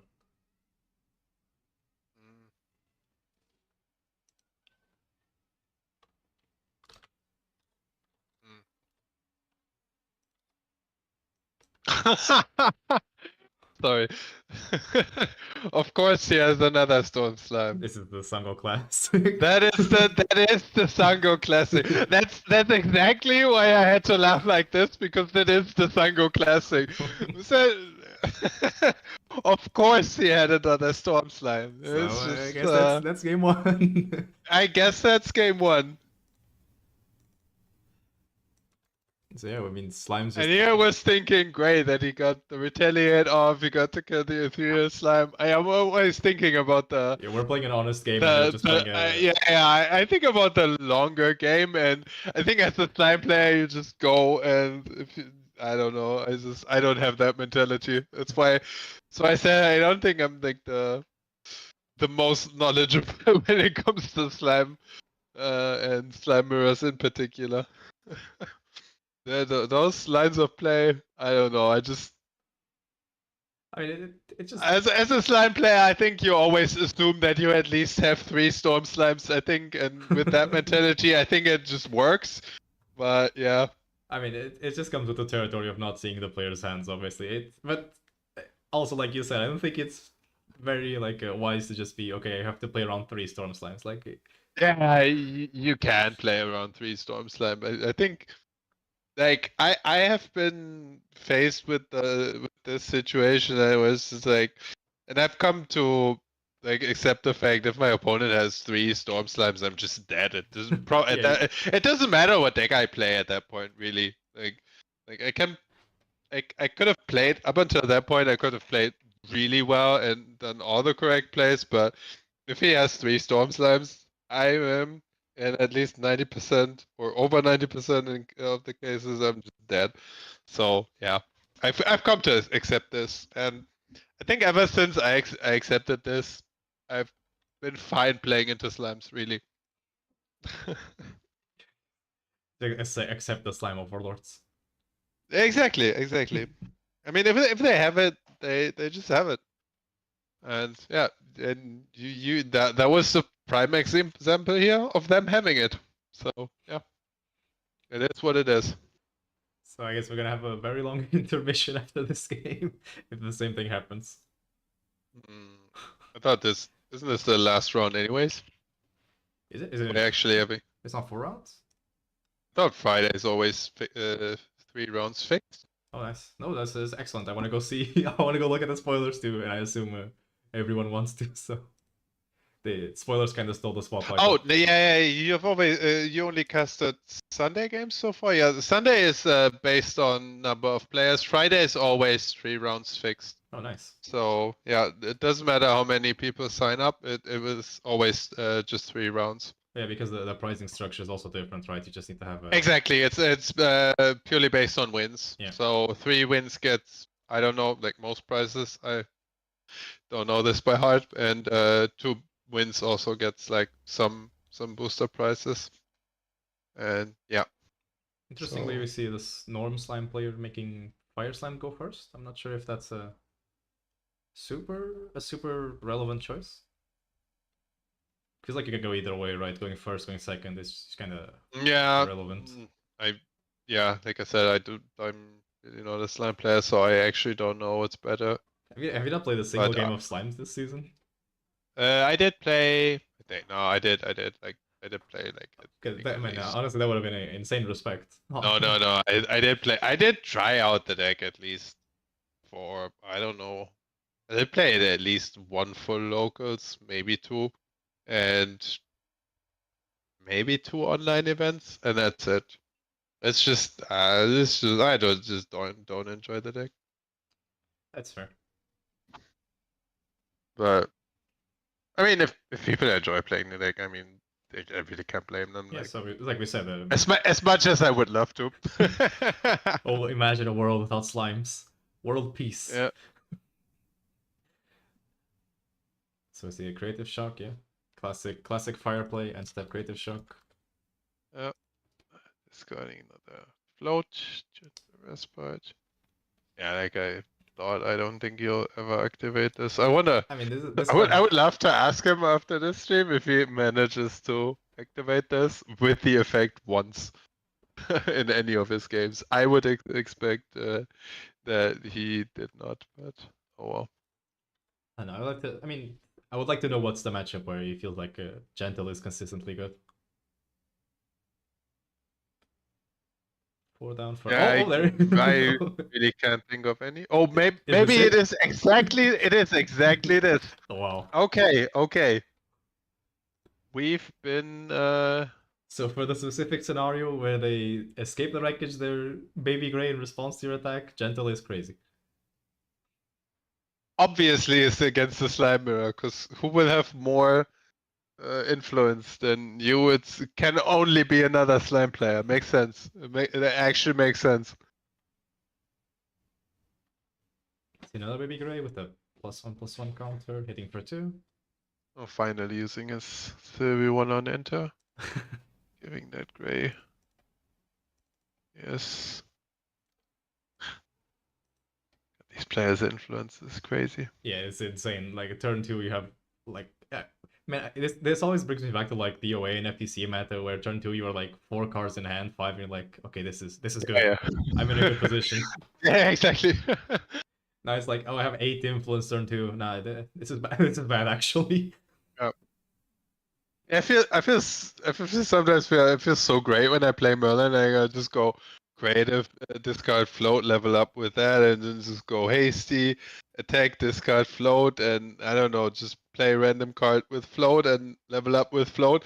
And I'm still sitting with like very few cards in hand when I'm like level 2 and I need to go to my dungeon guide turn, and I have like 1 or 2 cards remaining after my dungeon guide, and I don't know. It's no. It's probably fine. It's Yeah, probably fine. it's probably Slimes is probably fine. Man, Slimes is fine. Crux is fine. Slimes is fine. Exactly. Exactly. So he blinks his If Crux cake, is fine, then gets another draw. It's just also so crazy that basically every single card in Slimes secretly reads draw a card. yeah, especially those three cards in particular that he has on the field. Yeah, Like this Baby thing, Gray is always a neutral play. Cake this is always a neutral play, and green is always a neutral play if you have the cake. So yeah, those three in particular they just get you to level 2 so easily. See, Sango takes an off turn. yeah, it For looks like he was backup gonna level up, charger. but then he changed his mind to backup charger. He might have drawn his turbocharge here. Let's see. Yep. Yep, there we go. I mean, never didn't have it. Never didn't have it. And the There's a blissful. This is another thing that also feels so crazy when you look at the state of the game currently. Like so many, you can draw so many cards per turn. You can have these soft tutors. I don't know. I always think back to the beginning. It was like if a card said draw a card, that card was like insanely premium. Yep. Yep. I remember when they had to put Creative Shock on the ban list, or not. Yeah, really on the watch list. Banned, but on the watch list. So I was like, yep. And now every card has to draw a card. Yeah, exactly. And then they just probably just felt silly having Creative Shock. They're like, okay, Yeah, now this card probably. maybe just isn't that good.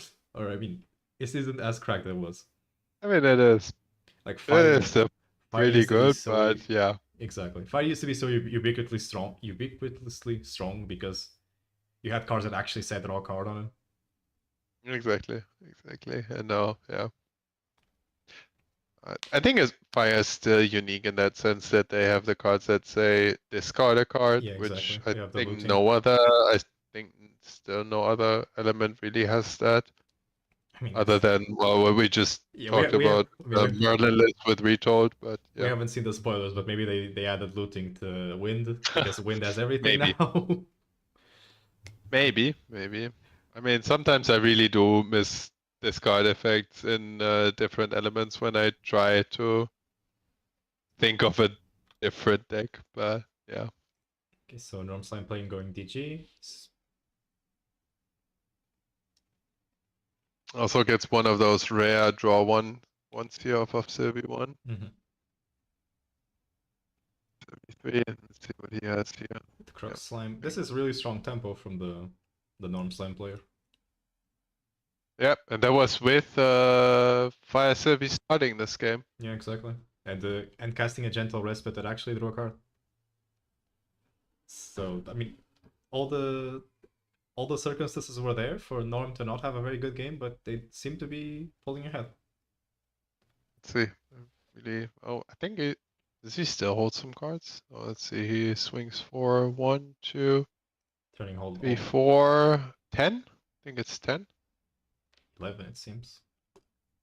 Okay, so he said 11 then.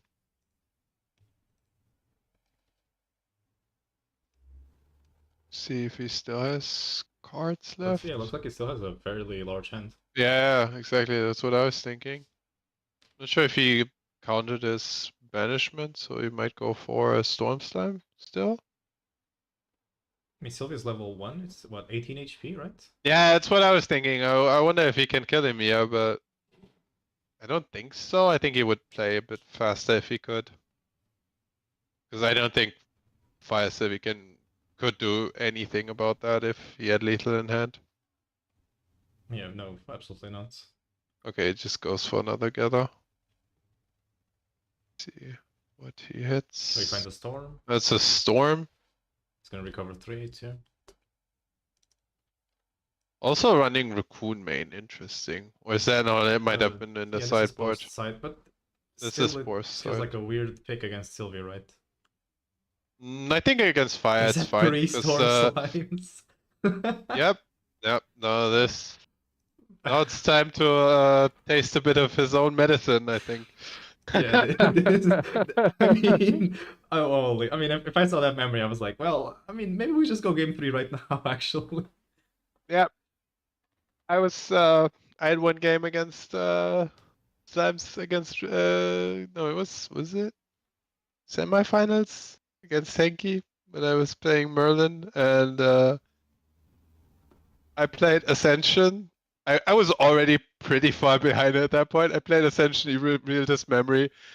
It was 3 Ethereals. No, 2 Ethereals, 3 Storm Slimes.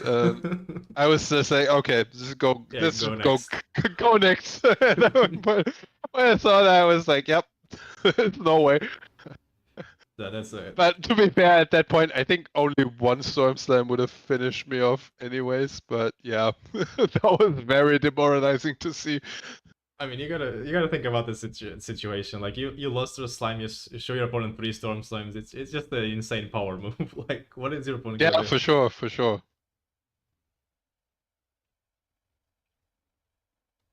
Let's see. I mean, some of those have a really large hand. So, oh, he's paying for something. Cake. Cake.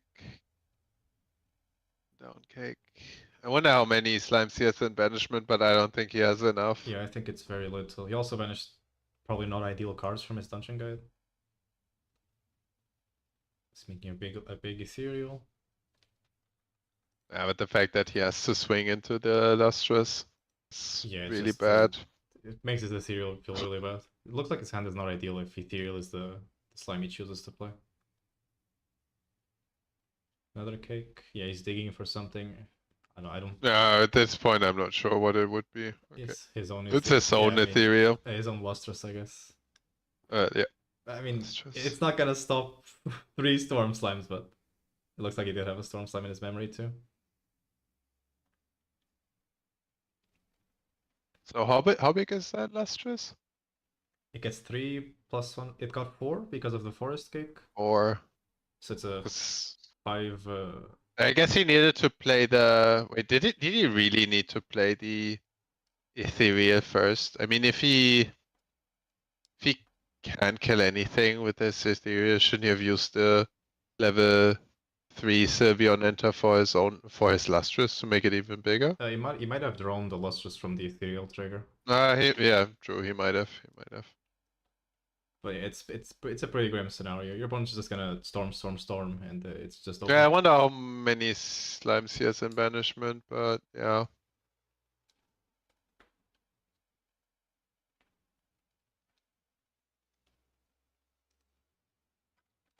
To see Quicksilver's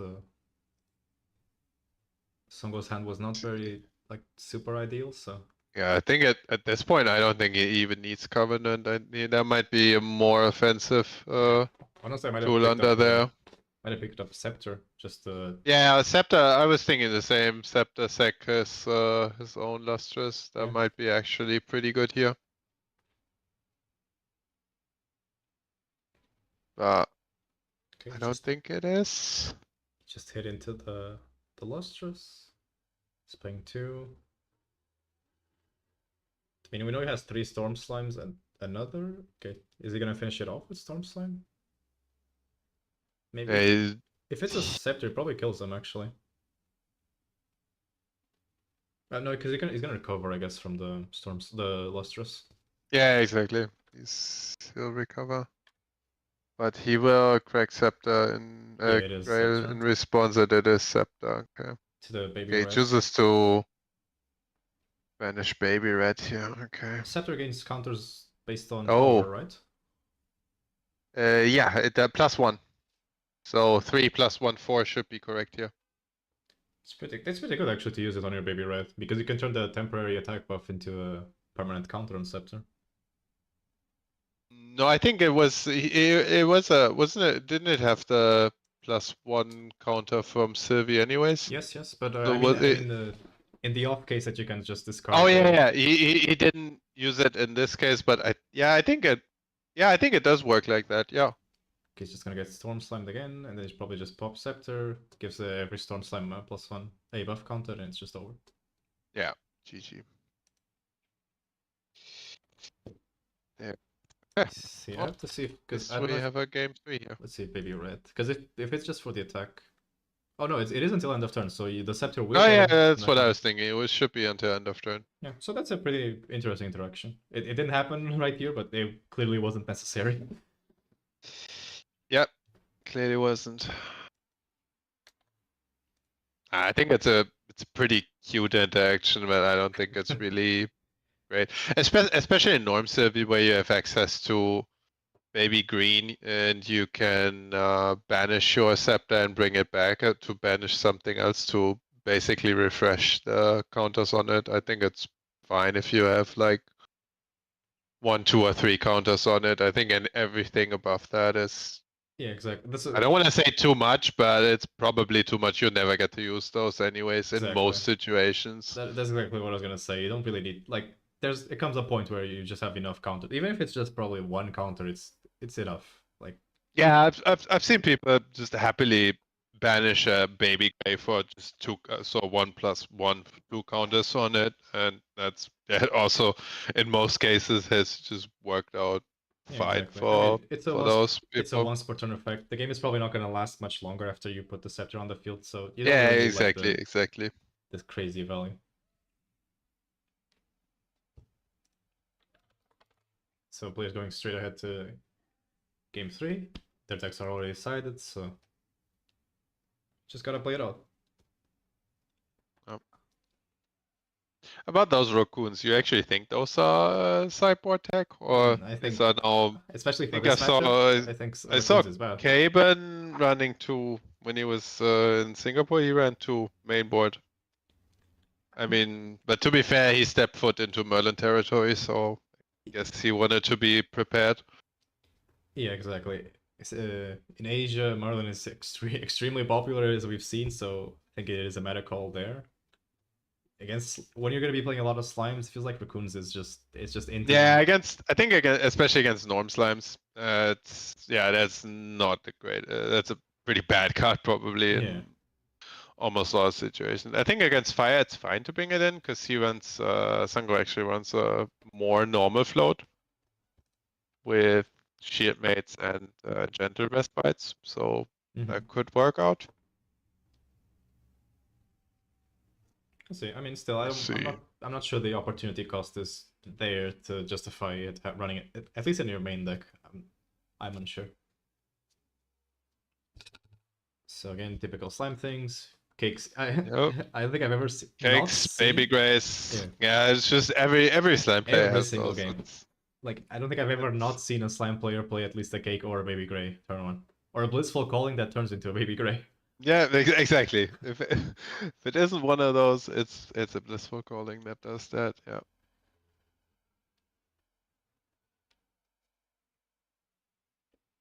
Okay, so it's just baby gray pass into backup charger, so both players playing it somewhat slow. Oh, interesting. I wonder if that means if he does have his turbocharge again. Blissful. Put 1 down for blissful. See if he finds one of those infamous. Okay, it's not a storm slam, but it's a baby guy. Or maybe he was looking for early plays now. See if he plays it out, and he does. 2 limitless. 2 limits. So the hand isn't really super ideal.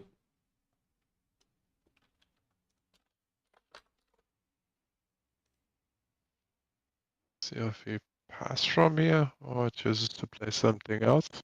Still has so many cards in hand. Yeah. Knowing his deck and how much he draws, that's what I was thinking when I saw Gentle Respites. I was like, he'll never pull this off, but yeah, I guess he did. Okay, so it looks like a cremation pass.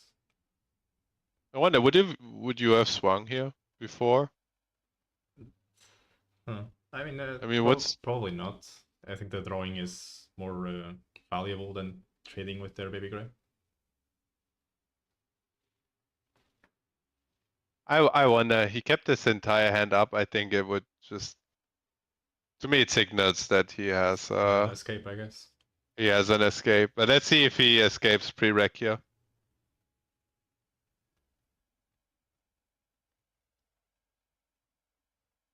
Yeah, exactly. And he does, yeah. So it would have been a huge... And for that reason, I think I would have taken the gamble and swung for 1. I'm not sure if in the end that 1 damage will actually matter, but yeah, that's what I was thinking.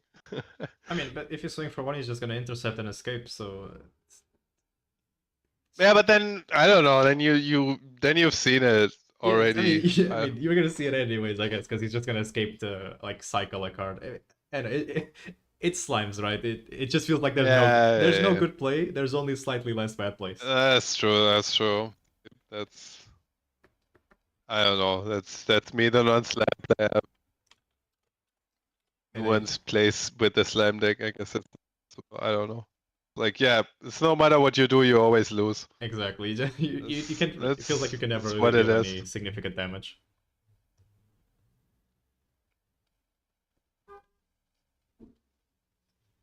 Oh wow. So see Gray into Cake again. Just turn one Yeah, plays, maybe but on turn two. 2 shields. Guess you won't play anything else and just pass and keep it up as a. It's gonna hold Uh, 5, it seems. I guess holding it up is fine if Yeah. you expect Sango to have baby red again. Hold a Well, we'll 1. see. Say Blissful Calling, that's perfectly fine.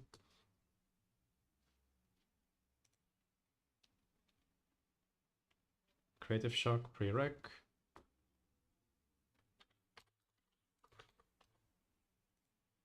Mm.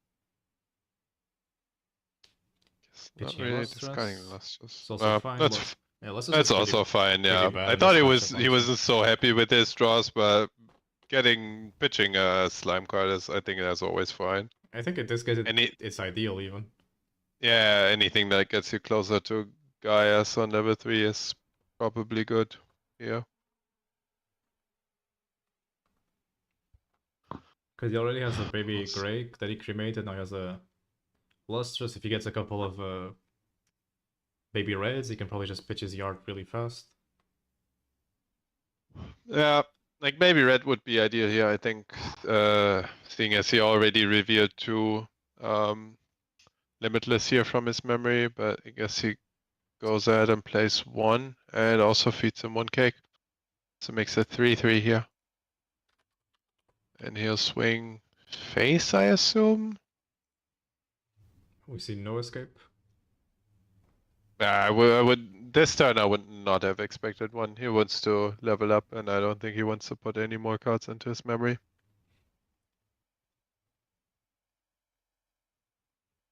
Let's see what's the follow-up play from Songo. This Limitless Slime is also... Oh, Limitless Slime is such an annoying card to play against as well, because it's like, you don't want to kill it because it has floating memory, but then if you don't kill it, it just keeps growing and growing. Yeah, yeah. Again, another... Okay, this is a Slime Shield and Illustrious, also fine. Yep. It's another case of you can't really do anything significant against slimes. This play, I love this one. I love in response to Sylvie 2 on enter. Fast activate baby green. Suppress your cake. Draw 1 off of Sylvie 2. That's that's a pretty good one. That is a pretty good one. That's a classic. Indeed. See if he has the dungeon guide into Etheria. We'll see.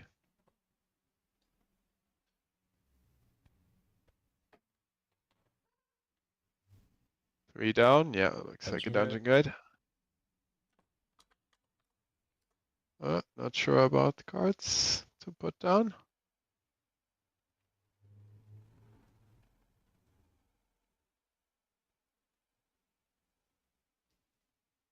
He's asking to check his grave. He has 2 slimes. Yeah, maybe he's thinking about clearing that limitless. Oh yeah, with the raccoons, I guess. Or I guess killing it and then raccoonsing it. No, just just dungeon guide. Again, it's like maybe he asked because he was considering keeping the raccoon and not putting it down. That could have been the case. Blissful and but it's like we said earlier. It's just if you can play proactive, you don't really have any incentive to play reactive. Yeah, you really don't, especially when you're in the driver's seat here, like on norm Sylvie players. He was the player to go to level 3 first, so I think he might even still have one slime shield up in his hand, because I think he revealed 2 off of 1 baby gray once, and I think for this level up now he only banished 1. or the, level 2 level up. Yeah, exactly. So he might have kept one up still. I think keeping it up to protect his Ethereal might actually be the play. Trades into the limitless. Or maybe he can drop a big fat lustrous here of his own again, which is also never bad. I mean, has worked out for both players so far, I want to say. Yeah, Go down, yeah, there and it is. there it is. There it is. So is he I Storm mean, and a Gather? why keep up interaction if you can just drop your big fat slimes on the board, Yeah, right? just make a wall. Just make a wall. Alright, that's so creative. I guess he will pitch another. Yeah, Oh, floating. nice. That's Okay. good. Now he has a free level too. Yep. Just to float here. And let's see if Sango can. He has not been pressured so far, or as hard as he has last game. I think we might have a real game here. If he has a, if he has a dungeon guide now, it would look really even here. A real honest game with actual back and forth. Well, it's only honest since both players are on slimes, I want to say. But, yeah. Were there slimes against any other deck, it wouldn't. It would have just been over. Yeah, no, it wouldn't be. It would probably be over, exactly. Vanishing dungeon guide. Limitless. Okay. CV3 on enter. Let's see what we get. Yeah. Ethereal. Just your standard ethereal here. See what he banishes and see if he opts to use the cake here as well. Garden Scepter. I think this is like the one thing that I think bored me of slimes. That it just feels like the deck kind of always does the same thing, right? Yeah, it does. It does. But yeah. Then again, I can see like that to an outsider Merlin also looks the same. Like you just go Yeah, it's 3 and drop a exactly. Pendragon, you just draw a bunch of cards. So yeah. I think if you actually play the deck, I think it's Yes, fine. I would hope it is. No, it's exactly that. Playing a deck and watching a deck, it's a completely different experience. You're actually Yeah, reacting and exactly. you're doing plays around what's happening. It's not just, okay, I'm level 3, so I have to drop my ethereal now. Yeah, exactly. That's one reason why I actually like watching Luxem, for example, because I do play the deck myself and I know what kind of hands players tend to have and or what cards they usually hold and what they have to play around, etc. So, yeah. Yeah. Okay, let's see. Okay, so he opted to feed the cake his to his second ethereal. Let's see, he swings 4 into lustrous first. Okay, so he cannot retaliate to kill it. Although he could choose to slime shield it. I think it's still 2 cards in hand. Feels like you probably, no, yeah, I guess you should have done it, because then you can retaliate, and you eat the... Yeah, exactly. That's what I was thinking. If he slime shields now, he can retaliate and kill at least the 4/4 ethereal here. Yeah, I guess he doesn't want to eat the second ethereal to face. I mean, but he's full HP, the recovery is not going to be relevant, so maybe? Okay. Oh, he needs storms to finish No, it he off. probably doesn't want to lose his ethereal, so okay, he storm slimes it. Okay, now he'll. I think it's fine. He can let's see if he has the slime shield here. Yeah, he has. Okay, there we go. Protect. I think that it's probably the correct play here. Yeah, I think so too. That protecting his ethereal is more valuable than keeping his lustrous up and killing only the small ethereal. Traces have done. Oh, he's clearing his whole board. Or I mean, I Okay, guess so that means guy is live for next turn. I wonder if banishing Scepter here was a good choice for Sango. I feel like that might be one of the more important cards in the mirror, but I might be also wrong here. I mean, aside from the cost, it is a very annoying card to play in the mirror because it makes just I mean, trading. it helps you grind out games, Yeah, which it just makes feel trades. like I feel like the Slime Mirror is a very grindy game, especially if it gets to this stage. Yeah, not true. But I mean, the thing that also really conditions combat, right? Because anytime you attack, they can just scepter and then give buff counters, so it just ruins your math. Yeah, there's a strong Yep. case for keeping the scepter. I think in most cases Oh, I you would found the storm. go to. I think I would in most cases banish Stone Scale nowadays. I think, but yeah. Yeah, so honestly, New Stone Scale is it just doesn't really feel super good to play. I mean, it's yeah, exactly. It doesn't feel super good to play compared to how it was Yeah, I mean, before. I think it's before it was just still. free. Man, it was just way too good. I think it's still pretty good, and it's in the situations where it is good, where you need to get your last Storm Slime damage in, and it just helps you enable Gaia's that much quickly. But if you Mhm. don't need it to enable your Gaia's Blessing, then I don't think the card is really needed. Yeah, exactly. I mean, if it also probably feels like you can kill faster if you just get a scepter early and you just give buff counters to your guys. If they stay around, they just out damage the storm slime damage from Gaia's. Exactly, and with the new Stone Scale band, you actually go -1 when you activate it Yeah. because of the memory cost change. Whereas with Scepter, you do go -1 Yeah, but then for you paying use it it, once and you and also do go -1 for the slime you have to banish, but you get at least one card back immediately.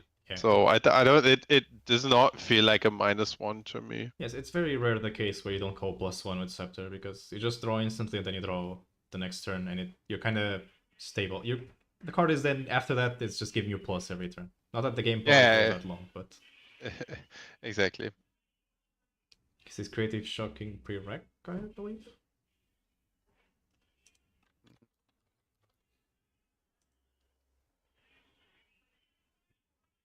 I don't think this is prereq.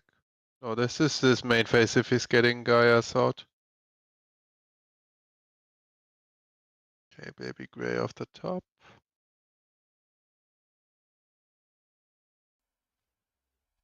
Let's see. Yeah.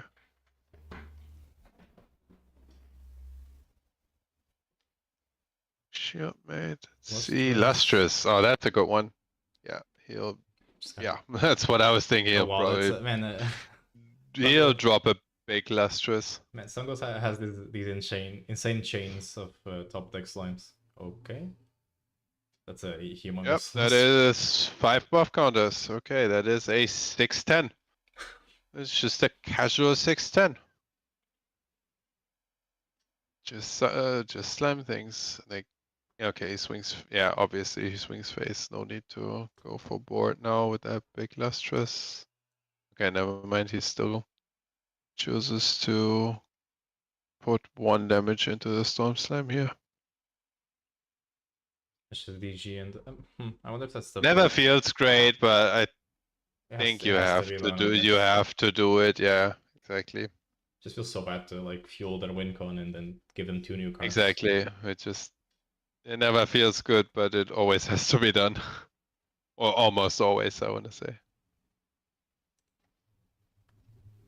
Okay, goes backup charger. Exit. One more card.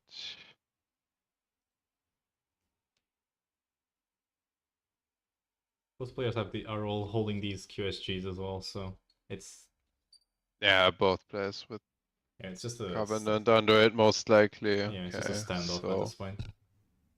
on Omsovina also getting out Gaia's Gaius. Blessing.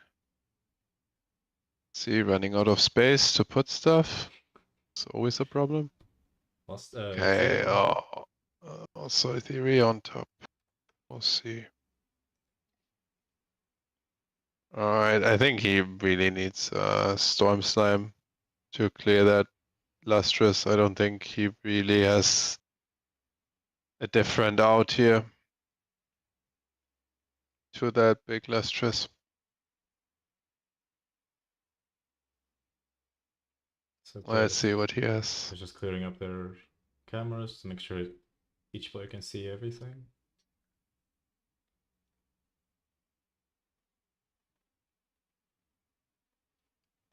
Yeah, counting slimes and banishment. 8. Let's see, does this add up to Oh. 10?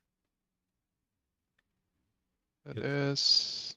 It looks like 10. It might be 9 or 8. Yeah, it looked like 9. I'm not sure if there was a 10th in there, because I thought it was like, it Yeah, looked like 4, 4 plus 4 5, and right? then 5 to me, yeah. Yeah. We'll see. I mean, 4 would be. I think 9 would be still okay, but he would have to commit the swing of Storm if he has one also into the Lustrous. But let's first see if he has one. He would really need to have one. Not sure how else he's gonna deal with that big Lustrous on board. Okay, just plays the Ethereal from the top. Yeah, that helps Dick. You have to reveal what you're gonna draw, right? Yeah. Yeah, he was still thinking about how to pay. Okay, banishing a. I did not really catch that, but yeah, there is the Storm. Yeah, there's a Storm. Okay. I think it was a Beastbound Ears, probably. It felt like one of those the norm Tamer Regalias. Yeah, it was a norm regalia. Yeah, it can only be boots or ears. I think but he banished yeah. boots earlier, so it's probably ears. Okay, so he is gonna storm it. Okay, let's see if it's 4-10 straight or if Baby one is still missing. Let's see, we're recounting again. So it is 4, 8. It looks like 9. Yeah, because it's yeah, 4, it is 9. Okay, so he's one short. So he does have to commit Yeah, storm attack also. Yeah, we'll see.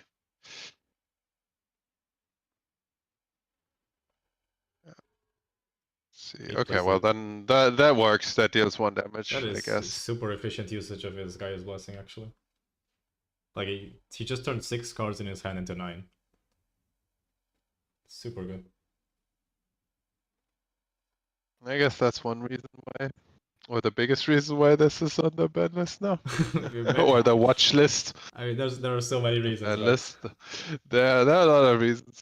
Okay, he's gonna draw it. Yeah, and this Baby Gray trades nicely into the Lustrous. Swings 1. Yeah, retaliates. Recovers obviously. the full. Okay, let's see how he. Well, I guess he swings Storm into Storm here.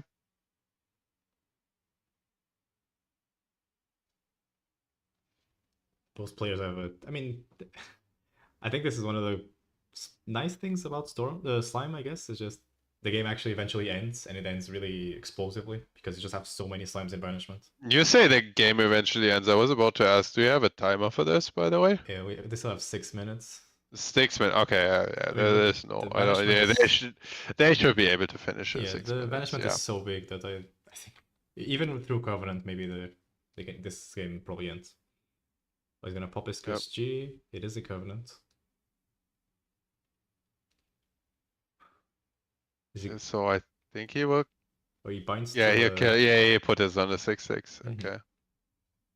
That is. Well, that's not ideal, but I guess okay, he'll kill. Great. Oh, he did not even kill Storm Slime. Interesting. I think I would have chosen to at least commit 1 damage or 2 into the Storm Slime here. I mean, he has his own Covenant probably, so but where do you want to put it on, really? Yeah, it's not on his Storm Slime, really. Ideally you would make a play like Sango did here and put it on like a really big. Yeah, this is where like Slime mirrors get really clunky, where you both have Covenants, you're just kind of staring at each other, just bored. Yeah, that's true. Sango banished Scepter now. I'm wondering what's the other Terror Regalia that he's been banishing that looks almost exactly. I can tell you exactly what it is because it's his secret tech against Dusklight. Is it Seed of Nature? Exactly, it is Seed of Nature. I didn't want to believe it. I was playing one local against him. He used Dusklight. It was like, oh, Because he literally wasn't playing anything that gives him levels. And then the day after, he showed up with Seed of Nature in his material deck. I mean, when you think about it, And it's a super interesting card because it lets you attack with your Lustrous as well, and people don't exactly, don't expect exactly. it. That's what he used it for the all the days after. So it actually, I wouldn't say it worked out Yeah, I mean, somewhat okay for him. your Lustrous are normally so huge, like everyone's like, okay, he's not gonna attack with it, so I Exactly, don't care. exactly. And no one expects it. It comes really as a surprise, I think, if they don't know your deck list. Okay, speaking of big Lustrous, here's another one with 4 counters. So we have another 5/9, and he's gonna. Oh, looks like he's not gonna feed it. That's 3 and 2. It can Oh, only be into his face, probably. either face or his Storm Slam. No, his face. His 3 face, yeah. face. Okay. Yeah, I mean, might as well commit everything now to face. Yeah. Goes 2 more to 9. Might as well commit Baby Gray as well, right? Put him to 10. Yeah, that's what he'll do. To the storm. Was it? Yeah, looks like 1 into Storm. I mean, eventually he's gonna exhaust his storm slams, right? So maybe this is the play. Yep, sooner or later they have to run out, right? I mean, they only have 4 in the deck, right? And to be honest, he is in a good position even if he draws into more Storm Slimes. He has Boots and he has Covenant up, so I think he is in a position where he can actually survive at least Yeah. 1, maybe even 2 Storm Slimes here, Yeah, for sure. but we'll see.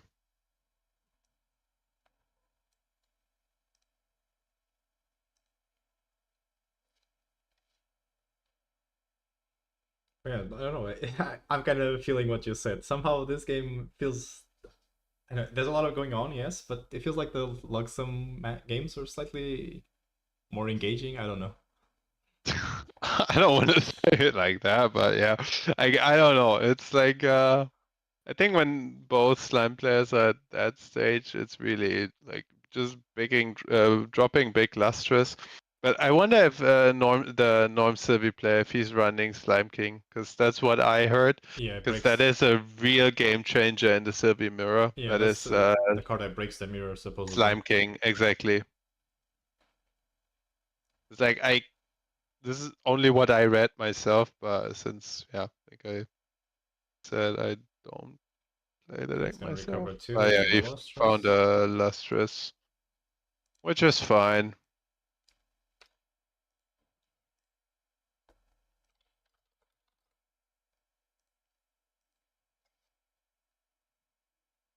Yeah, and he does have a storm.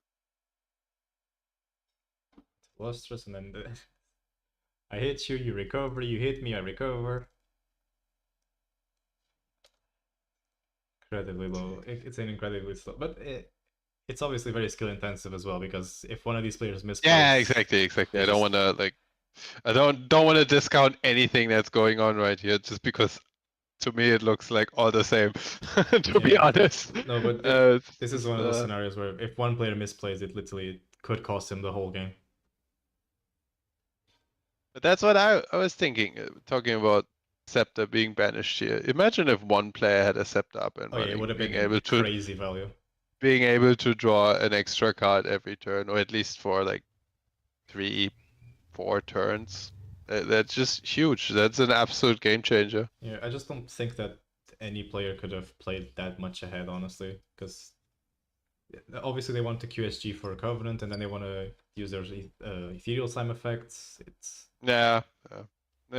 they probably know the both players probably know the matchup better than I do. So yeah, this is probably the one situation. Like you see people running Terrasite, and you're looking at this game, and it's like, man, Terrasite would be so insane in this specific match. Terrasite is really good in exactly those situations, but in any other situation, it's like really bad. I feel like so. Yeah. I mean, it's that one off, right? That you can just It's not gonna like I've even seen people run 61 cards with the 61th card being Stereocyte just to outpace the opponent in scenarios like this. Okay, he's gonna Blissful. Let's see what he finds. Another Storm. I'm not sure if that's. I think that's either his third or his last Storm. He has a Gentle on top. Could be. I'm not sure how many I'm slimes he has in banishment. I don't think he still has that many. Sango, that is. Yes, I'm also fairly sure that both these players are kind of exhausting their resources, like in terms of Storm Slimes. So it looks Yeah, we like could have probably kept track of all of the amount of advanced slimes out of the that have been used for both players. yeah, but So also looks like time has been called. So I believe that was turn 0 for Songo. So I'm wondering if this game is actually gonna end though. at this stage, seeing as unknown Sylvie player also has Covenant still up, I think I wouldn't think so, but I'm not also not sure. We'll see. It feels like Norm Sylvie can just like find the baby green and get rid of Covenant, right? And then just beat over him. I think you can just might as well just swing with Ethereal, just kill itself. I think if he really can, if he really has a lethal line in hand, I don't think he really needs baby green for that. But obviously preserving the Ethereal and keeping the 6 damage on board would be great. Yeah, it's just more damage. Okay, so flips a baby red. It's also kind of interesting how Sango can have such a large hand and not still not have like plays. Oh, library witch is interesting. That is indeed interesting. I didn't even know he was running any more of I don't think I've ever that. seen anyone run that. Well, Henki had them in his sideboard, or I think even main board when he went to. Where did he went? Somewhere where he expected a Nikos, I think. I think it was Chicago. He was trying out with library witches for the Nico matchup, but yeah. I mean, in this specific case, it's. I mean, Sango has to win this turn. It's his last turn, so looks like we might just see a draw from both these players. Let's see. Oh wait, that's his third storm, I believe, or let's see. And it's actually a pretty. It's like you said, it's actually a pretty small storm. Yeah. But I think if this is really Sango's last turn, I think I would pop Grail here and put Covenant on his storm. So that he does not have any slimes up. So that he can pop boots. Yeah. It looks like it's exact. Oh, he's gonna put it on his Zettel list? Oh, he okay. Well, that's also fine, I guess. Putting it on his lustrous, I think. Oh, yeah, I guess it Yeah, just, it wasn't even enough enough just to kill the tanks it. lustrous. Just tanks it anyways. Finishes it off though. Covers to 1. See what he can follow it up. Slime eruption. 2, 3, 4. Kills his own. Does he have one? Even if he has one more in hand, right? I don't think he can kill. It's not gonna deal 20. His opponent is at what? He's Is at that 4? I think he recovered down to 1, right? Oh no, he went. Yeah, he recovered down to 1, but he banished 4, so he went 1 to his storm and 3 to his face. So he's back at 4 damage. I mean, so he needs Storm to deal 21 damage. I mean, he only has 1 Storm in his deck, I believe.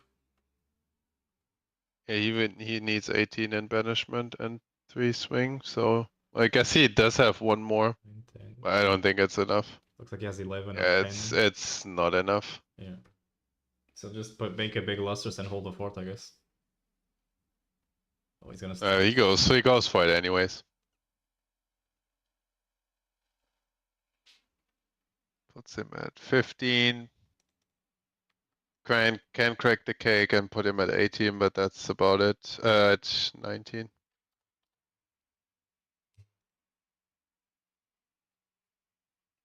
He's gonna slime shield. I think he's just limit testing at this point.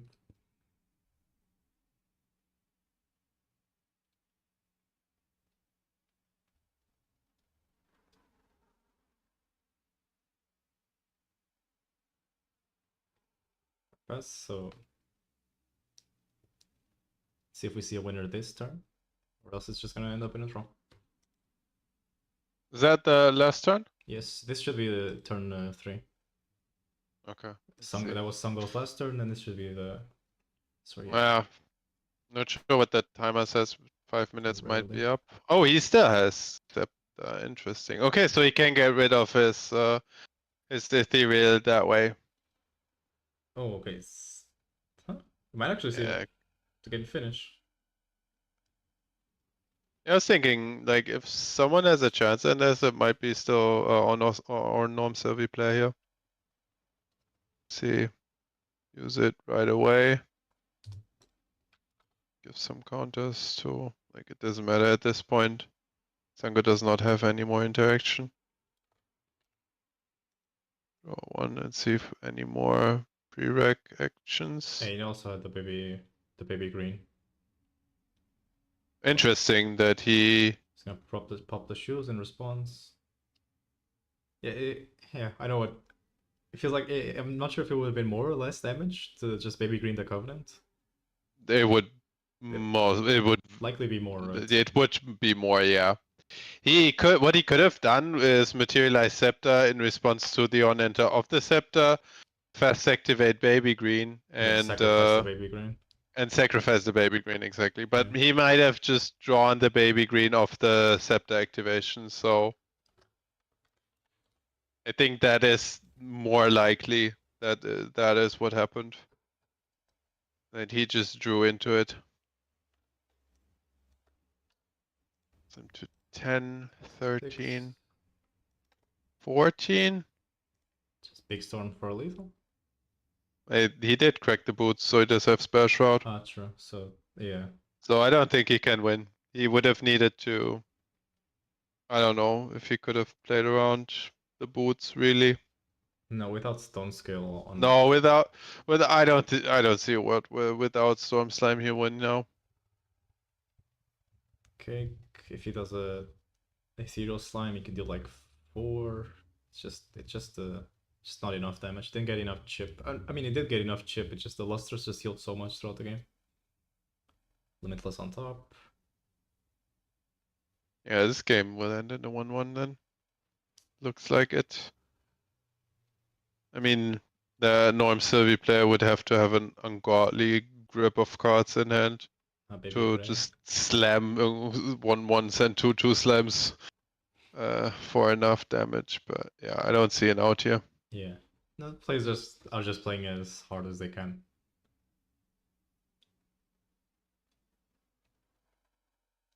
With Baby Gray. Yeah, I think if he had that baby green to begin with and used it on the Covenant, I think he would have won. But I think I expect he just drew into the baby green of the Scepter activation. I mean, it would have had 6.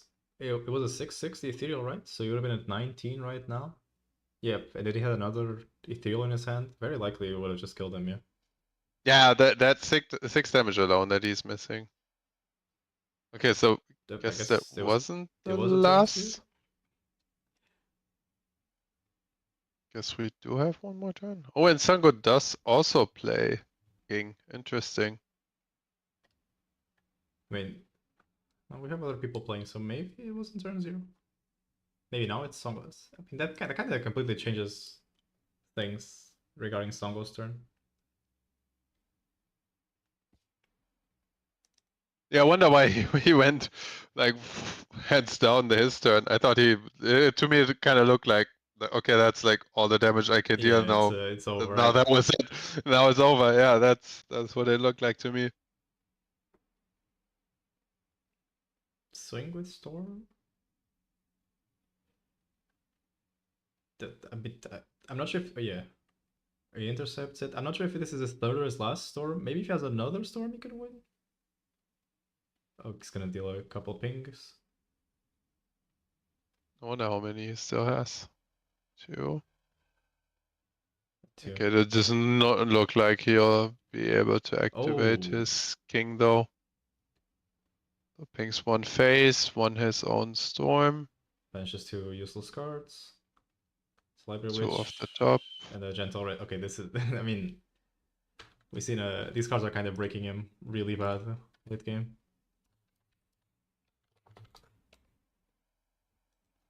Yeah, this way where you can see like the power of Fire Sylvie is really in the early turns. It helps you like Oh, there's the king. get to. Oh, he did not banish all of his slimes. Okay.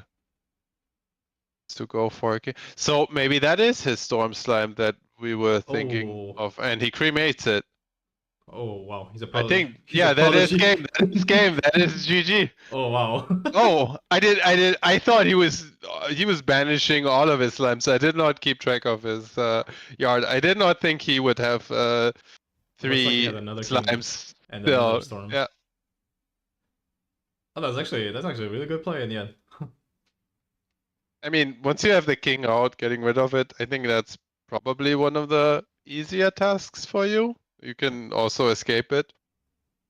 But cremating it is probably even better, because drawing cards great. So yeah, I think that's it for us for today, guys. No, we All have right. to go see all the spoilers. Let me just take this. 3. Oh wait. Sango. 3. 5 slimes. That's it. So yeah, Well, thanks for tuning in. Thank you, Toby, for first time casting. I hope you had a good time with your first experience.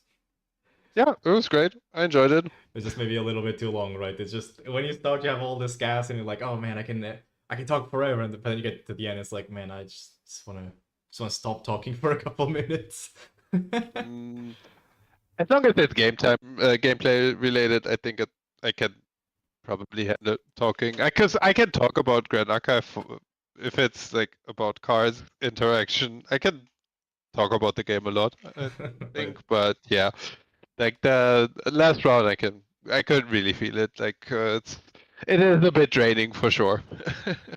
To keep this up over even more rounds than 3, that is, yeah. I'm not sure that's something I could handle, but maybe with experience, who knows? We'll see. We'll see. We'll see. We'll have future streams, so you'll have Sure. our opportunities. So yeah, again, thank you very much for showing. Thank you a lot for our players for playing, and I guess we'll see you next time. Bye bye. Bye, guys.